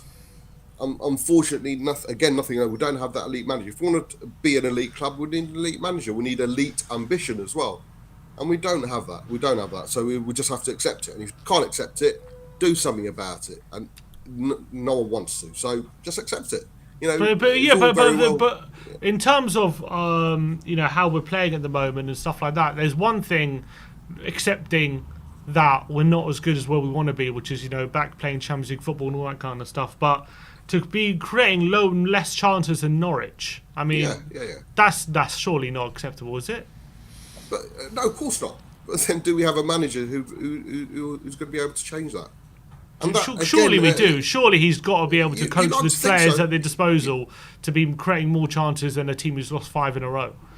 You've got to remember, Sim, his experience within, regardless of the players he's had, and some would say, the likes of Podence, Neto, Jimenez, Traoré, I don't think much, Cody, he probably had, in some positions, better players at Wolves than what we've got at the moment at Spurs. I disagree. But his mindset is always, in some positions, you can't tell me a Neto wouldn't improve the Spurs squad at the moment. Certainly we could do with the Jimenez. Cody before Sanchez and Dyer made their spot. Quite a few people were happy to bring him in. I think Dyer's better than Cody. I think Dyer's better than Cody. I don't rate Cody. I think Cody's good, works in a good back 3, but not in a back 2. But I'll take some of their midfielders though. I'll take Ruben Neves though. Yeah, Neves. There you go. Yeah, we had the chance to get Moutinho in as well a while back. We won't go into that. But yeah, there's a bigger picture, isn't there? And it's I say it's seeping down.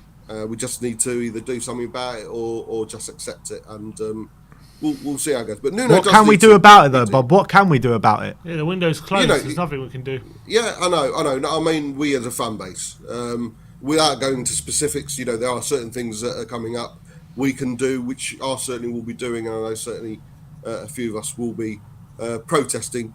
Will that change anything? I don't know. And if it doesn't work the first time around, we can't. I lost heart last time I protested. I went down, and there was only a few people there, and I lost all heart. And there's a part of me that thinks this NFL protest, there won't be many people turning up there as well. But I'll still try. And if it doesn't work that way, I hear the argument, if Levy goes, Enid goes, who we got to come in? I'll take the fucking chance right now. You know what I mean? Because it's... who knows what's around the corner? Certainly in my eyes, I don't know how long I'm going to be seeing Spurs. I want them to be... The biggest thing is we haven't performed like the 9th richest team in the world. We haven't, right? We shouldn't be... Performed like the 9th poorest team in the world. Sorry? We performed like the 9th poorest team in the world. Exactly. The second best team in Europe 3 years ago. Well, to be fair, though, is it like... just for context, we are the 9th richest team. However, the top 4 are all above us in terms of riches, aren't they? So it's just how likely is it we're ever going to get into that top 4? Well, City, Chelsea, Liverpool, right now, it's not likely at all. Right now, no, but just regardless, we had ourselves purely on financials. If we're going purely on financials. Yeah, but we forget the financials a second. We built ourselves up to be in that top 4. We were a common fixture in that top 4. So we had to just keep it up. We had to keep it up. No, but I'm setting that aside. I'm just saying if we're gonna bring financials into it, right? If we're saying we're the 9th best team, richest team in the world, well the 4 teams in England are higher than us. Mm-hmm. So how can we ever criticise them on a financial basis for getting top 4? I know you're trying to play devil's advocate, and you got a point, to be fair, and that point's been brought up. But if we are the 9th biggest team in the world, not just Europe, in the world, and we are constantly finishing top 4, we need to... There's no reason not to progress, not to build on it, not a rebuild. We've never built. In my time, we've never built. We've had the chances, we've had we've had the opportunity, we've had the caliber, we've had the muscle power to go out and build, and we've never done it. And it, unfortunately, it's coming to a point where the newer generation don't know anything different, do they? They've just seen the top 4 finishes, but they are seeing slowly seeing the decline, and it's frustrating there. We've lived, well, I've certainly lived through the late 80s and early 90s, and they were happy. I mean, under Sugar, that 91 Cup final is the happiest moment I've had winning a trophy as a Spurs supporter. Back to 91. Top 4 finishes were absolutely fantastic, and we could see. But the fact they leave a sour taste in your mouth now, that's the worst thing about it. You know, top 4 finishes on the Poch, we should be looking back at them and think, absolutely fantastic. For me, they just leave a sour taste in the mouth because we've not progressed. We've not progressed. It's such a shame. It is such a shame. And like I say, we either accept it or do something about it. And let's see how it goes. Let's see how it goes. But I mean, I was at the forefront of some of the protests. You know, I've been to quite a few of them, but I as well lost a lot of heart by going to these protests because, you know, first of all, not many people turned up, and like, you got to be strength in numbers, and if not many people are turning up, the board are just going to look at that and laugh at it. That's what they're going to do. They're going to look at it and laugh, and you know, it might just be worth not doing it at all if not many people are going to turn up. And you look at, and that's the mindset, mate. That's the mindset. The fact you've just said that saddens me. That's nothing against you. But I'm like that. I'm like that. You know, I feel like that. But the only thing we can do is try. Mate, we could be wasting our time. You know, we could be wasting our time completely by going there, me driving there, doing whatever, and we could be. But you know, if it's a start of something, the one thing. Yeah, but it's been the start of something for years. You know what I mean? Like, how many times is it going to be the start of something? Look at Arsenal, right? You look at Arsenal down the road. They were unhappy with their ownership, and they went out there in complete numbers. Look at the numbers that they got at the Emirates for these protests. Have they made any sort of difference? We don't have that singular mindset, do we? There is that divide. There is that divide within the fan base. I mean, so until there is that, I don't know what it's going to take. Bring Ryan Mason back. I don't know, mate. It's laughable. It hurts, but it's laughable because there's no tunnel at the moment. Never mind the light at the end of the tunnel, because it's like I say, Nuno, unfortunately for him, probably doesn't have the ability to turn it around. Again, I want to keep on saying, I'm not Nuno out. It's not his fault. I don't. It's not Nuno's fault for not having the ability to turn it around. It's not on us relying on. It's not Gil's fault. We're relying on 19-year-olds to change a game against a Chelsea. He looked like a little boy against men. You know, he showed a bit of promise, but he looked like a little boy. He ran around a bit, men. Exactly. You know, it's not Dele Alli. You know, people are questioning, mate.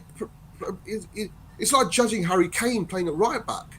He's not played in his best position. You got Harry Kane, who's taken his game to the next level, able to ping those balls over like a Dyer-esque at Chelsea to Ali, like an Eriksen. Why not play Ali in his best position? Then let's judge him. You know, his game is arriving late into the box, not defensive midfield, not making last-ditch tackles. That's Skippy and Højbjerg's place. Give Ali a chance in his proper position. I didn't like Ali's attitude, you know, the whole touch the hat and all that crap. But he's proved something. He's come back with a bit of attitude. He's come back with a lot of stamina, and he does work for the team. Now let's play him in his best position. Play him behind Kane, and then let's judge him. Because right now we might as well judge. It's like judging Harry Kane playing at centre back. We should probably do a good job there, but you know what I mean. He's not played in his best position, and I don't understand why not. But ultimately, all these fans calling for Nuno's head, all of these fans saying, the playing squad's not good enough, the manager's not good enough, all this stuff. I mean, it's just deflecting from the actual problems at the club, isn't it? Yeah. Hashtag bigger picture. Exactly. Stand back, look at the bigger picture, guys. And don't let it be blinded by the big, massive, shiny stadium. You know, Daigle is allowed to go there and look at Tottenham Hotspur Football Club's home and be in awe of it and love it. And he's allowed to turn to Daniel Levy and say, by having such a good home, you've made it's reflecting even worse on you, mate. Mm-hmm. Because who builds a home like that and not put the right Quentin Pochettino and get the right furniture to go in there? it's making him look like even worse, man. And people don't understand that. What's the point of building such a fantastic house if you're going to put happy shopper furniture in it? I don't understand it. And all these people calling for Nuno's head, I mean, we need to stop this. We need to stop it. And the negativity in this football club should only be directed in one place, in one way. 100%. And it shouldn't be directed at playing staff, and it shouldn't be directed at the manager, because they're the ones that are suffering just like us. Yeah, we saw the effort. We saw there was no hint of lack of trying against that first half, was there? You know, against Chelsea, it was 100%. You could see that they were all trying. And second half, it was simple. I know we could look at closing down all that, but Chelsea had the better players. They were the more quality players. We were better than this team 3 years ago. Yeah. Officially. You know, but it's not just about them having. I mean, at least they've got like a plan B, they've got a plan C, they've got a plan D. We've only got a plan A.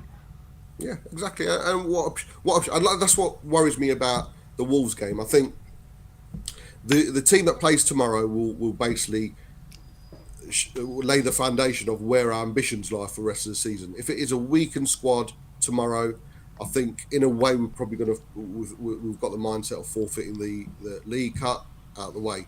Whereas we'd love to go. I mean, to start a season with 4 trophies essentially to go for, and just chuck one out of the bag on this first time playing is going to be unfortunate. But who can blame? We don't have the players, guys. Arsenal is much the bigger game, but this is a cup game, and for us to be sat here thinking, you know what, I'd rather not worry about the League Cup game is so unfortunate. Just shows what the ownership has done to the squad, and the lack of depth we've got. And for all those people calling it an 8 out of 10 transfer window, come on, man. I didn't see anyone calling it an 8 out of 10. Oh, it was, mate. There was a few there, sevens and 8s. It was always a 2 or a 3 for me because, but I didn't expect it to hit so hard as soon as the Palace game. Really, you know, the effects were seen there, certainly on the subs bench anyway. Yeah. But hey ho, we'll see. We'll still win tomorrow, 6-0. Of course we will. Come on, Bob. I love it, Bob. Always a pleasure, my friend, and we'll speak to you soon. Big up! I just want to say big up to Kim B. Big up, best gangster rapist around the London area at the moment. Big up to her. All right, big up, Kim B. Go on, Bob. Yeah. Big up. Nice one, Bob. Pleasure as always. Super chat here from GK Midi says, loving the show. Big up from Australia. All right. Should we get the next caller on, I guess? Yes. All right, Spurs Asian TV. Let's get him on. How you doing, my friend? Hi, Ben. Sim. It's hard to tell the difference, I know. I don't blame you. Not the first person to make that error. Yeah. Your first time caller? Yeah, first time caller.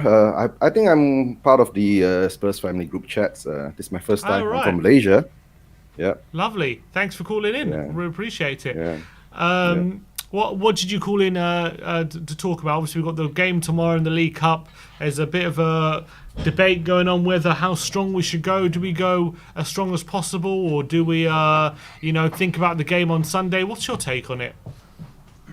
With the type of squad that we have right at the moment, right? I think most probably we might have to sacrifice the League Cup because the more important game is coming up on Sunday, right?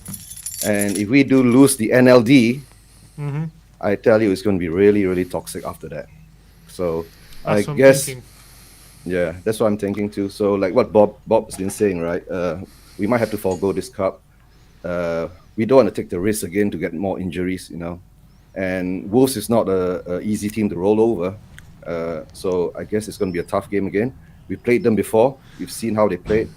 And if we put out a strong team and we still lose, I'd rather we put out a weak team and lose, right? And focus on Sunday, because the Sunday match is very, very important, right? And I really don't want to reach to that stage where, you know, things get really, really toxic at the club. The fan base is really turning toxic now, all right? After that 5 games that we've been through, okay, even with 9 points in the pocket, but a lot of us say the performance. But look back We don't have the depth in squad, and all the debacle that's happened with the injuries, with the COVID situation, and all the what I call quarantine periods and all that. Uh, can't blame Nuno. Can't blame Nuno too much, right? And like what Bob's been saying, take a step back, look at the big picture. We've been stuck in this rut, right, for the past 5 years or 3 years, 5 years, maybe I say 5 years, yeah, maybe 5 years. 3 to 4 years probably, yeah. Yeah, 3 to 4 to 5 years. I mean, during Poch time, Poch already said in 2017, 2018, we need to start doing the rebuild, right? Yeah. And so I deep down inside, I myself, I've been a Spurs fan for nearly over 40 years, right? Wow. And I've seen the ups and downs of Spurs, and I've gone very zen about it.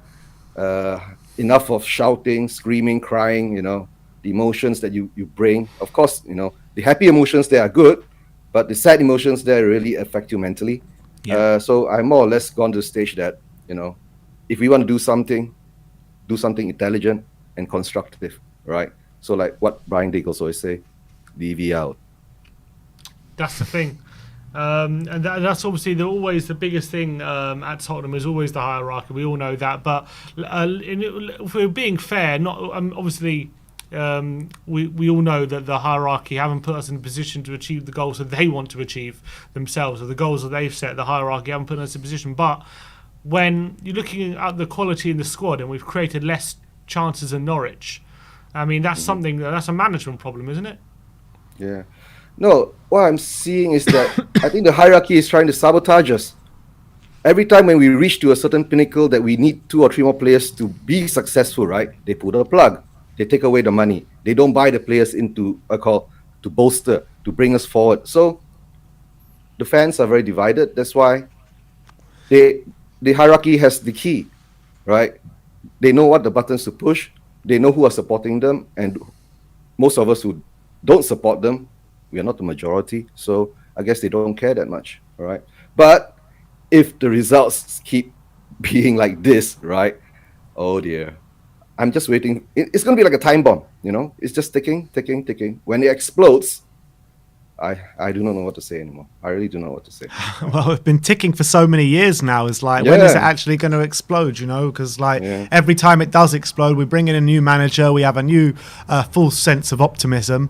Tom Cruise every time last minute saving the day with this time bomb. You know what I mean? There's a new sense of false optimism. Then we have a transfer window. We get slightly happy with the transfer window, and then we realise the transfer window wasn't actually as good as we first thought, and then we're back to square one again. That's just the story of Spurs, guys. That's the story of Spurs, right? Like I said, I've been a fan for 40 over years, seen it going up, but not that high up, right? Until at least you've seen some trophies. Yeah, I have, right? 91, the 82 and 81 FA Cup trophies. I was a bit young. 91 played more into my memory. The 2008 League Cup, that's the last cup we won. That has more. It was there, but like I said, no ambition, right? And now with all the Nuno out going on, right? Who's going to come in? Are we going to accept Mason again? We can't push the manager out of this club. We just can't. Yeah. You cannot call for a manager's head after 5 games. It's ridiculous. What to do? Don't forget, we live in an age of instant gratification. Yeah. Don't forget that. We live in an age of instant gratification. To tell the truth, without all this technology, right, us fans would not have been able to meet each other. We are Tottenham. You boys, big up to you guys.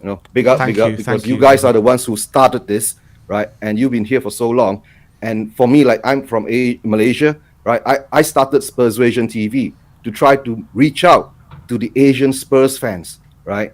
So to let them have a voice, to have a bridge with the home fans, with the fans around the world. You see? So, guys, thanks for having me on. Okay, I think tomorrow's game, of course, I would love Spurs to win, right? Like Bob says, 6-0. But deep down inside, I would rather we have to make that painful cut, right? Cut it off, make a sacrifice, focus on the NLD, right? I think that's more important. That's more important now. Because if we do lose it badly there, oh dear, I do not know what's going to happen to the squad. Really, Would you rest both Kane and Son tomorrow night, or would you play one of them? Yes, I'll rest both of them. Wow. I was thinking I would put out the whole youth team there, to tell the truth. Start with Golini, maybe Romero plays because he has not played that much, okay? Then with Emerson, those who have not played that much, let them play. Lo Celso plays, Wings plays, let even Davis and Doherty play, right? Then the up front, maybe use Makande, Scarlett, right? We're struggling to find names. I mean, we may as well just not turn up and forfeit the game 3-0, you know what I mean? No. We need to turn up. Right? We don't do forfeits. We turn up, right? But at least you let the boys have a run. You get what I'm saying? Let the boys have a run. Do a sacrifice. That's how I feel. And do you have Son and Kane on the bench ready and waiting to come on to maybe change it? I mean, if it's tight, right down to this, like still 0-0, and don't forget, guys, Wolves can't score for nuts. But you know they'll come up against us and they'll score 3 goals. No. I watched the match last week while they were playing. Who were they playing last week? Brentford. They were attacking real good. Crosses going in. They had everything. But when it comes in front of goal at home, I think they've got something going on there. They can't score. I do feel like with Wolves, once Raul Jimenez gets his scoring boots back on, I think they'll turn into quite an outfit. But right now they are struggling. Around the corner. Yeah, exactly. Dr. Tottenham's around the corner, but they are struggling right now. They are. They are struggling. Yep. Guys, thanks for having me on. No, thank you so much for calling in. Absolutely brilliant call. Thank you. Very cool. Yeah, Ben, catch up in the chats in the family group chats. Thank you so much, bro. Yeah. All right. Take care. Nice. See you later. Bye. Can add him to the family WhatsApp, are we? No, he's talking about the Twitter group. Yeah, I know. All right, let's bring on Brains McLeod. Brains. Oh, he's on mute. Is he on? No, he's on. I hate that. I absolutely hate that. Full start. That happened to us as well. Even our channel, we called in after the Chelsea game and we were on mute. It was like, oh, I know how it feels. I saw that. I was like, oh my god, you guys can't do that. No one can do it. Exactly. Oh man, is this what it's come to? We're gonna rely on Davies and Doherty against Wolves. I get what I don't think Doherty needs to play because we've got one or Tanganga or Emerson that can play on the Arsenal game. So I think one of them, the one that doesn't play against Arsenal, plays tomorrow. I tell you what you do there, because I get what you're saying, but I think what you have to consider is, football's about morale and confidence. I just can't. You take your third loss, and if it's a heavy loss, it's harder and harder to come back. And I think we've got the big thing is that we have Arsenal coming up on the weekend. I think you need momentum. So I think, fair enough, don't pick one of Son and Kane. And if you're going to have a 4-3-3, then have Gil, Son, and then Markande. And maybe just that's taking a chance. But the emphasis then should be on putting a really strong defense out and holding the game for just staying in the game, because they will attack a lot. Wolves have been like all over teams and not winning, so they will attack. And you're right. As soon as Jimenez gets that first couple of goals, he's gonna be a monster. You can see he's not scoring, but he's in better form. Looks in better form than Kane. So when he gets going, it's gonna be it might be lights out. So I say keep it tight. I actually even think there's a kind of a reason to go with a back five. Have a strong, have a Dyer, Romero, Sanchez, maybe even a Rodin, Guti, and Sanchez. Have a strong back five, and then have maybe Dele and Son up front together. If you're going to take a chance with the forwards, if we're not going to concentrate on striking, then maybe just put them together. And then late on, if we're getting late towards the end of the game, then bring on Tanguy and Kane and Lo Celso with energy and let's go and bam, let's try hit them now. But I still think that game is going to be a penalty win for us. Is it go straight to penalties after 90 minutes? Yeah, no extra time anymore. Yeah. which is good. Yeah. We don't want extra time. Yeah, that's definitely true. Which is it's a good thing that you can strategize and tactically work around. You know, that you don't have to go the extra minutes. You know.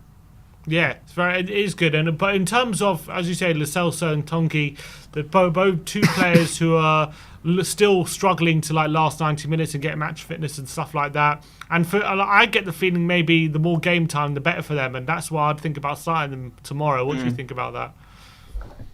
Yeah, that's total sound logic. I mean, maybe definitely Lo Celso, and I think I don't know how much game time you can give Tanguy. He's just always going to only really have those 60, 70 minutes, you know, like... it was got to a stage last season when he was lasting 90 minutes. Yeah. Yeah, he was lasting 90 minutes. He wasn't lasting 90 minutes of his kind of talent. You could see he was gassing in places.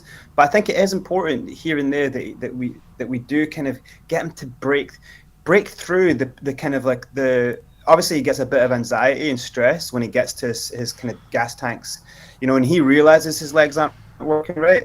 I think you need to take him past that. I think you need to make him go, look, don't worry, you'll get a third win. Like, players get third wins. Like, you need to go past that limit to build your capacity. If he's always worrying about blowing out, he'll never build the game capacity. So he's got to go past that, you know. But yeah, I think come out with a impenetrable defense, get the confidence up in the defense again, hold it to nil, and late on the game. I mean, but if you throw players like Markande on, they have serious skills. And Gil, this is a game where maybe we don't care too much about it. We just want to put a really good, strong performance in. And maybe that's a game that kind of take the shackles off them and let them express themselves a little bit. Yeah, I mean, it could be a bit similar to that Everton game last season when Jose Mourinho just let all the shackles off and it was a mental game. But I just can't see it, to be honest. I can't see it. A five-a-side game with no goalkeepers, that was. literally. But I just can't see it just because of the personnel we've got at our disposal. You know, Moura and Bergwijn going to be out. So that's two big players out for us. And, you know, Markande, he's never had a top flight game for us. So we don't know how he's going to react. We have no idea. And, like, you must have a thing for Markande. You mention him every single time you call in. Yeah, because it's tough when you're a young player and you're killing it in your kind of squad and everyone's going wow, and then the other dude who's doing all right is in the actual first team, and it's like I remember feeling things like that, and I hate that stuff. It's like he's actually a flair player. He's got a bit of speed. He's someone that you put him out on loan somewhere, I guarantee you just ends up being like this phenom, you know, and then he gets signed to them and they win a league or something. You know, he's that kind of player. So I definitely think he's someone to watch out for. He makes some seriously good moves in games. He moves well. He's an intelligent player. His passing stuff is underrated as well. So yeah, I think why not take, especially when your team is this thin. Yeah. Like, when your team is anorexic, then you kind of have to, you know, chub it up a little bit round the sides and actually, you know, give some players like that a go, especially in the competitions that we don't care about. I agree. I think with young players, especially, he's not like he's 16. He's 20 years of age, so he's not a complete youngster. So I think young players sometimes they just need an opportunity to show what they can do. You know, for example, like Marcus Rashford, like he was a nobody until he made his debut, and obviously he's known in the youth system, but like, he literally made his debut and just hit the ground running straight away. And some players it can work out. Like, I'm not saying Markande is going to be as good as Rashford, but in this kind of game, I think it's worth giving him a go and seeing what he can do. Yeah, because we most likely won't have like the kind of the aggressive attack, like attack. We probably won't have the emphasis on gameplay in the final third. So it's one of those things. If he gets a chance, or if him or Gil or get a chance or do something nice, it's just that boost that we need them to have. Like we so need something magical to come from not the first team, so that we have we increase the size of them because it's so thin. Just not even the first team, just not Kane or Son. We need something like that. Yeah, exactly. Something magical for anyone but Kane or Son would be great. Yeah, the kind of pressure.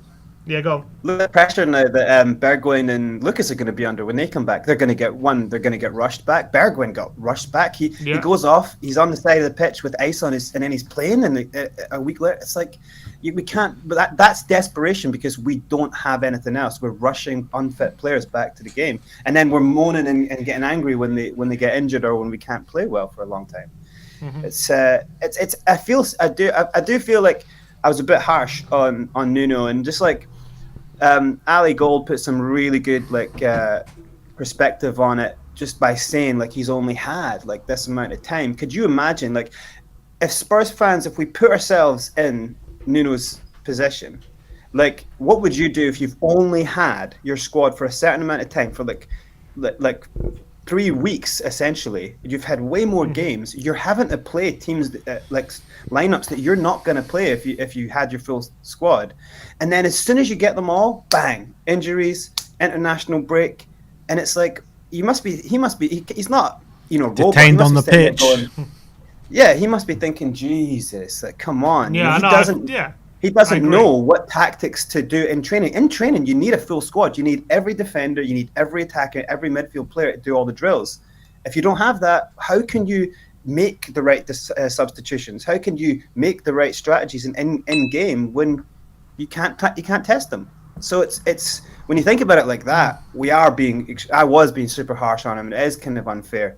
It's even if he came in and we bought players in and we gave him a great squad, he still would have needed a year to figure it all out. I agree. No, it's true. It is true what you say, and I think he's been dealt with a very bad hand in terms of circumstances, and I as I've said before, I definitely sympathise with Nuno when it comes to all of that, 100%. But when you look at the underlying stats, like you've seen, we've created the least in the league. Like, is there an excuse for that kind of bad kind of performance? Oh man, those stats in your guys' vid, was it last night? Whatever I watched when you were just breaking down the stats, it was like, oh god. That's the thing. Like I appreciate that he's had very difficult circumstances, which is all true, and I'm willing. And obviously, I'm going to give him a lot more time than 5 games. Like people calling it out after 5 games is not good, but it's just when you see on the pitch the lack of forward-thinking creativity, and when we've created less quality chances than Norwich, you've lost 5 games. It's like 5 out of 5 games. Like surely he should be getting more from what he has available than he is getting. Sam, you play such a good devil's advocate. you two are like the devil on one shoulder and the angel on the other. You got Sam going, but you got Ben going, no. I like that I've been compared to the angel and he's been compared to the devil. So. No, but you do make a great point. But what I would say is, like, look at the positives of this fact. You remember last season, Manchester United game, we beat them 6-1. And the Southampton, what was it, 4-1 or 4-0? 5-2, wasn't it? Oh, 5-2, yeah. If you remember, like, how we played, how we kind of, like, it's all the same players, other than Lamella's, it's all the same players. How we compressed, how we set the traps. The players know how to do traps. They know how to play that formation. And it's like, and they can do it. And they were very fast. They were very, like, kind of fit and, like, aggressive on their turnovers. So we know they can do it. They know they can do it. So it is a confidence, it's a morale, it's a spirit thing, and it's a fitness thing. So once he gets them to the right fitness, to the right belief, when all the issues are gone, the kind of the dark cloud, moves, and then we should be able to do that. These players can play that style, So we have to hope that they can do it, Brains, what score prediction are you going for tomorrow night? I think it's going to be 0-0 and then a pen win. Hopefully, it's going to be a pen win. I think this is. I think of the situation right now is like one of those old sports movies. If you haven't seen it, you should watch it. It's an old baseball movie called Bill Durham.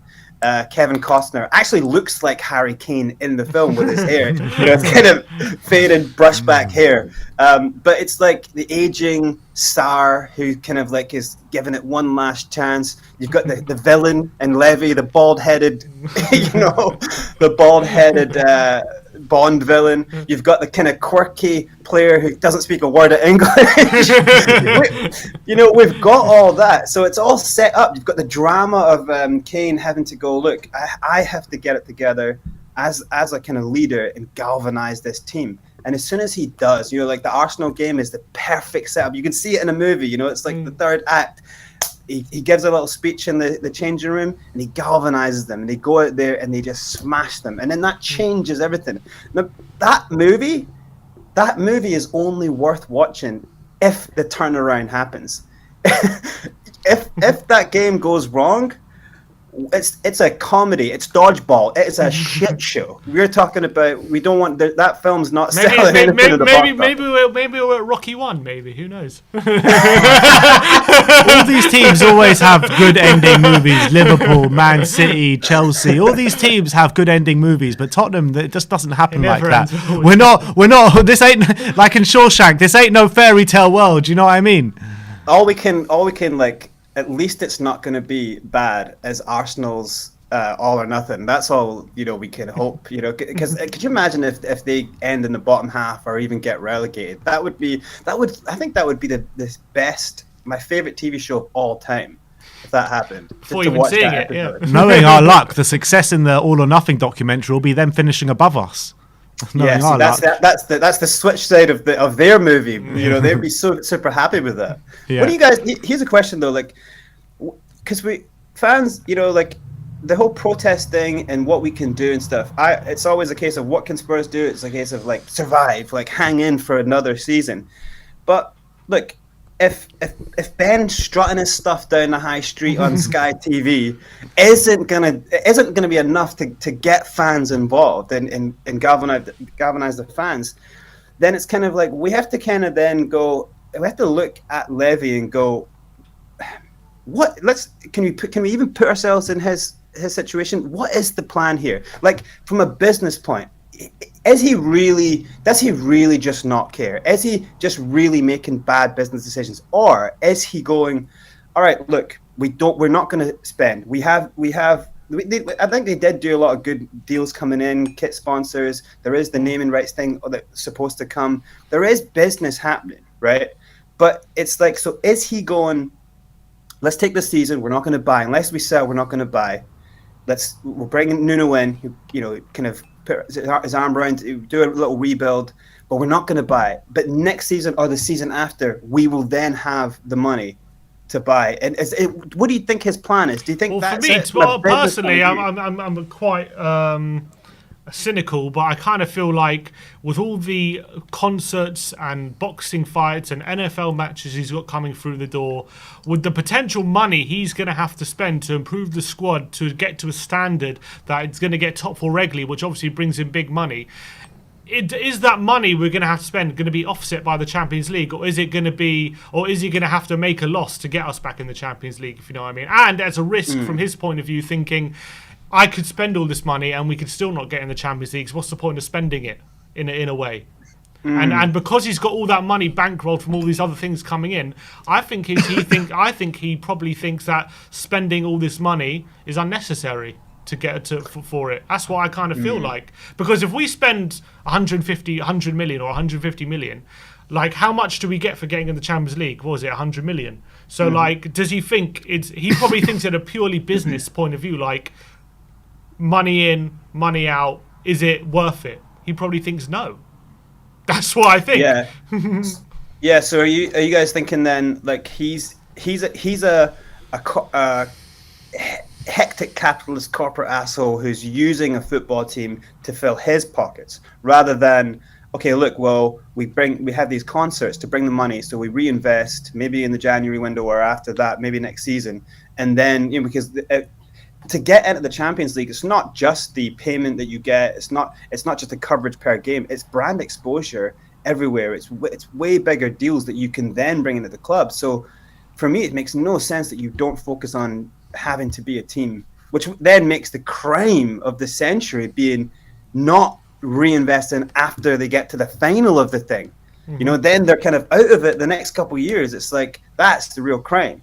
But it's like, but what's his end game here as the Bond villain? What's his end game? You know, just to have a team that's basically just about good enough to stay within touching distance of the top 6, get some European money, stay within Europe basically, and have a good enough team to stay in Europe, maybe overachieve occasionally and get in the top 4, and have all these other events that are going to make serious cash for him and the team. And they don't look with all these events. The Tottenham needs Champions League football to make big money, and how much they're getting now with matchday revenue, and how much they're getting on the food and the beer. We had the longest bar in Europe as well. On the marketplace.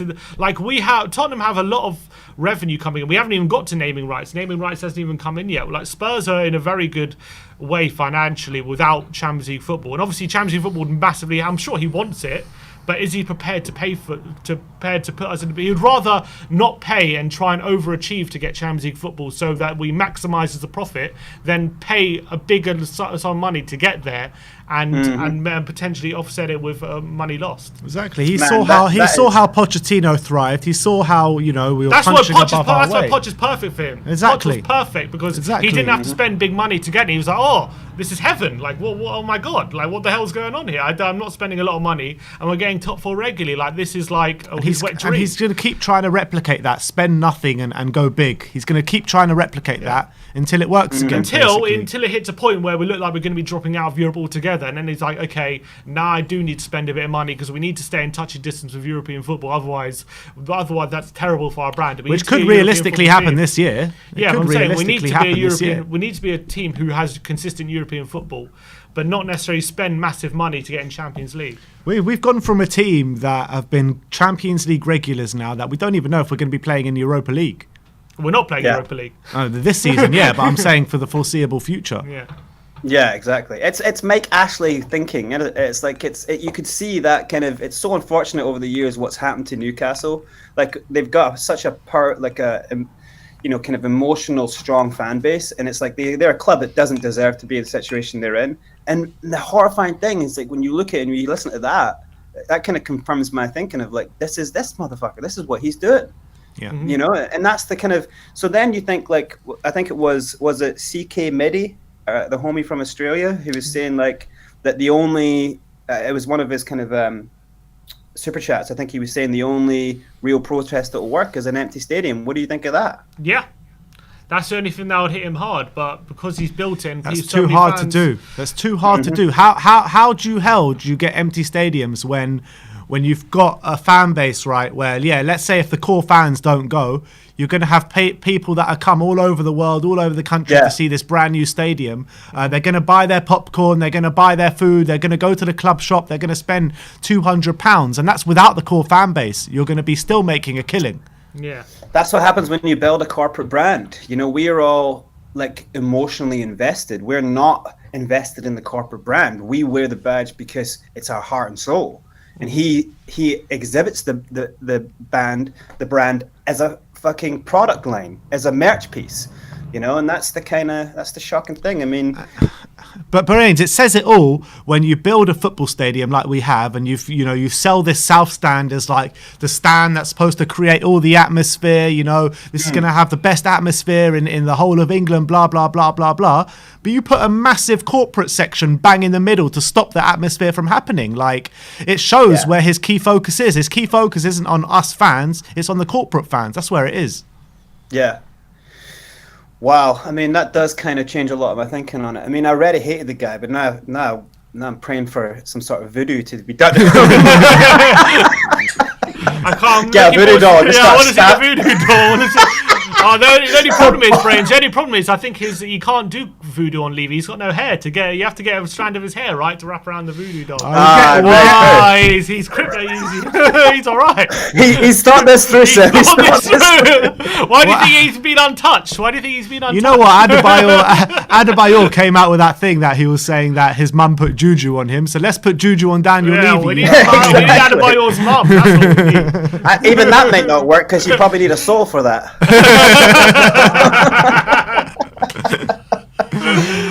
Brilliant. Oh well, at least we'll have to keep on the therapy session. This is the only way we get through. It's the only way we get through, man. Big up yourself, Brains. Thanks for coming on once again. No worries. Apologies, Ben, for keeping you waiting. But yeah, cheers, Dids. Take See care. you soon, mate. Nice one. Bye-bye. All right, and let's go to our last caller of the day. And what a great name he has. His name is Ben. Oh, brilliant. Yes, Ben. How's it going, mate? Yeah, very good, thank you. I'm a first-time caller into your show. Welcome. A long-time listener, so I saw the link pop up and I thought, I'll jump on and have my say. But yeah, just following on from what you were talking about with Brains, I think Poch was probably the worst and best thing to happen to this club. The best because of I say success, even though there was no trophies, but the experiences we had with him. But then the worst because, like Sim mentioned, Levy almost felt that was the way to go. Don't really spend, but if we get the right manager, we can do it. I've been a season ticket holder for 21 years, and I didn't renew this year. I just gave it up completely. What was your key reasons for that? Mainly because I said when Jose Mourinho came in, I said if Jose, a serial winner, can't come in, do something with the club and bring us forward and win something, then I'm done. Because I think we've tried every type of manager. We've tried Harry Redknapp with your arm over your shoulder. We've tried one of the best there is or there was, Mourinho, and we've just seemed to have tried every type of manager and it's not worked. Plus, I've obviously got family and things like that, and it's almost like a whole day gone away from them by going to football and stuff. And I just thought, I'm not. I mean, I love Spurs. I used to go to every game, away games as well, a lot of the time a few years ago. And people will call me a shit fan or whatever. They can say what they want, but I've paid my dues and I watch it from afar now. Yeah. That's interesting to hear of. But you wouldn't say is it necessarily down? Would you say it's down to like the hierarchy in Levy why you gave it up, or is it more external other things? Yeah, partly the hierarchy with Levy. I just don't trust the guy. I just think, he's built the stadium, and like you touched upon before, I think all these events that he does in the NFL, that's almost taken away the need to be in the Champions League for that because he can get it in other ways. So it's either it could be smart business where he can sort of double up. I'm sure he'd like to, but it's not a major concern for him now to get in the Champions League, and that's what players want, fans want, and the club needs. You have such a lovely stadium and all the facilities, but you don't have the team. And I think over the years, obviously Levy's let us down, or the club, or the recruitment. His key decisions have been poor. People call him this great businessman, but at the end of the day, how many millions have we lost out because he's dragging his heels and being greedy with naming rights for the stadium? Things like that. I mean, if he would have taken any naming right deals earlier on, we could have had maybe quite a bit more money for transfers. And I think now moving forward, he's brought Paratici in to sort of buy young players in the hope they do have resale values, in the hope they do turn out to be the Bells of this world, the Berberts of this world. And I think that's the way we're going to be for a long time now. And I can't see where we sort of go from here. We're just going to have a bit of luck with any of these new players that we're signing turning in to be world beaters. Is there anything that we can do as a fan base? Because, the protests have been tried, not really many people turning up. The club probably not really taking any notice of it. I mean, is there anything we as a fan base can do? It's a difficult one because the protests, I don't think, are much good because we don't get the numbers on the feet on the ground outside the stadium. It's in an ideal world, it would be great to have an empty stadium, but then again, it's the players. We still want to win games, so they need the fans' support. And to be honest, until someone comes up with 2 billion, 3 billion, whatever the club's worth, Levy's not going anywhere. It's a cash cow for him. The profits are there for him and ENIC. And at the end of the day, ENIC are there as a business. They want to make money each year, and that's what they're an investment company. That's what they do. Yeah, exactly. That's what they do. So I can't see anything changing. I think it's just going to be a bit of luck like we had with Poch. Poch wasn't first choice manager. We signed some decent players. Poch got them all singing through the same hymn sheet and all of that stuff, and it just worked. But what pains me is we've had such a great time with Poch, but we never quite got what we should have got. Any trophies, any league titles, a Champions League final. and I can't imagine us even challenging for the league anytime soon or getting into the Champions League to be in the final again. We're just so far away from where we were before. It's just the decline is huge, and It is yeah, huge. I am quite a negative person generally. I think that just comes from being a Spurs fan all these Definitely. years. But yeah, I don't know. I don't know the way forward, and the fans calling for sort of Nuno to be sacked is just ridiculous. It's 5 games. The stats don't look good for him. However, you've got to give him time. You've got to give him the squad to work with. And what really annoyed me was the Argentinian and Sanchez, Colombian, going off to some odd international duty that they played 5 minutes of. Especially Romero being a new player, he should be back in the club trying to prove that he's worth his move, worth his money, getting into the good books of the fans and the club, and they pissed off to other side of the world. Yeah, but they pissed off. But at the end of the day, ultimately they were going to play Argentina against Brazil in a World Cup qualifier. I mean, I get it because, you know, it's the pinnacle of your career playing for your country, and when you're playing for Argentina against Brazil, it doesn't really get much bigger than that. It's true, yeah, I do see their point, but for me, because I have my bias hat on with being a Spurs fan. Yeah. Your club should be the first thing you think of about. Course. Yeah, there's just a lot of our players also they don't know what they are. What's Lo Celso? Is he an attacking midfielder? Is he a box to box? Is Ndombele a 10 or is he an 8? Is Lucas a 10 now because Mourinho played him there a few times and he looked quite good there? Or is he better out on the wide? There's so many players that we don't know where their key positions are. And we talked going on to the Wolves game. I think it will be tough, but I think we need to play a strong team. I'm very much a person that will look at it game by game. So we need to just look at the game now. Wolves, let's get through. Let's try and progress through that. Because to be honest, how many times have we beaten Arsenal at the Emirates? I can only think of one time with that Kabul header. Once in the league, twice so overall, yeah.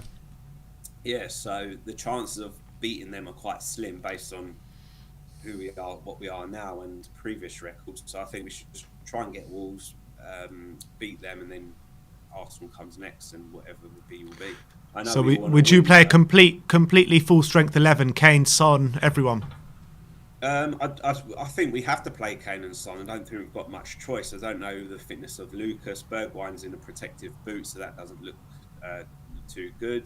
Højbjerg, I'll probably rest him and put Skip in there next to Ndombele, who needs games. I keep Lo Celso in there as well, who again needs games. I don't trust Doherty or Davis, especially with Traore on that Davis's side. So I'd play Reguilon. I'd probably put maybe Tanganga on the right or Emerson again, just to get him into the swing of things again, and maybe put Romero and Sanchez, because again Romero needs games, and as does Sanchez. So I'd play almost a full strength team, possibly have Winks in there rather than Ndombele or Lo Celso. But we've seen so many times when we played a weak team throughout this season and last season in Europa League that they're just not up to it. Yeah, I mean, if it's hard to take. I mean, it's hard to take all this negativity this morning that we've been speaking about, but it's completely warranted. But how confident are you of getting a result tomorrow? I think it will be difficult, like it was in the league, but we need to have a solid base like we did before. And they are beatable. They're not scoring many goals, but we're not either. So I think it will go all the way to penalties, and our record in penalties isn't great. I know we beat Chelsea recently, but yeah, it's a lottery, isn't it? The penalties. So don't know. I think like I said, it will go all the way, and 50-50. All right, Ben. Thank you for calling in. Nice First to you, time Ben. caller. Do call in again. Great you. call, mate. Will do. Speak to you soon. Cheers, mate. Bye bye. See you. Bye. Phase Zap, F Zap says, can you do a video reacting to your FIFA ratings of Spurs and the real ones? We might have done that already, mate. We might have done that already. Keep your eyes, mate. keep your eyes peeled. Something's coming today, especially for you, my friend. Yeah, especially exactly. for you.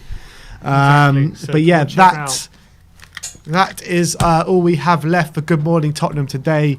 So thank you everyone for watching. We're well into the afternoon now, so we've got a lot of content coming to your way today. Predicted lineup, press conference, and some FIFA video, a FIFA video reaction video as well. So thank you everyone for watching today. Like, subscribe and comment. And as always, come on you Spurs.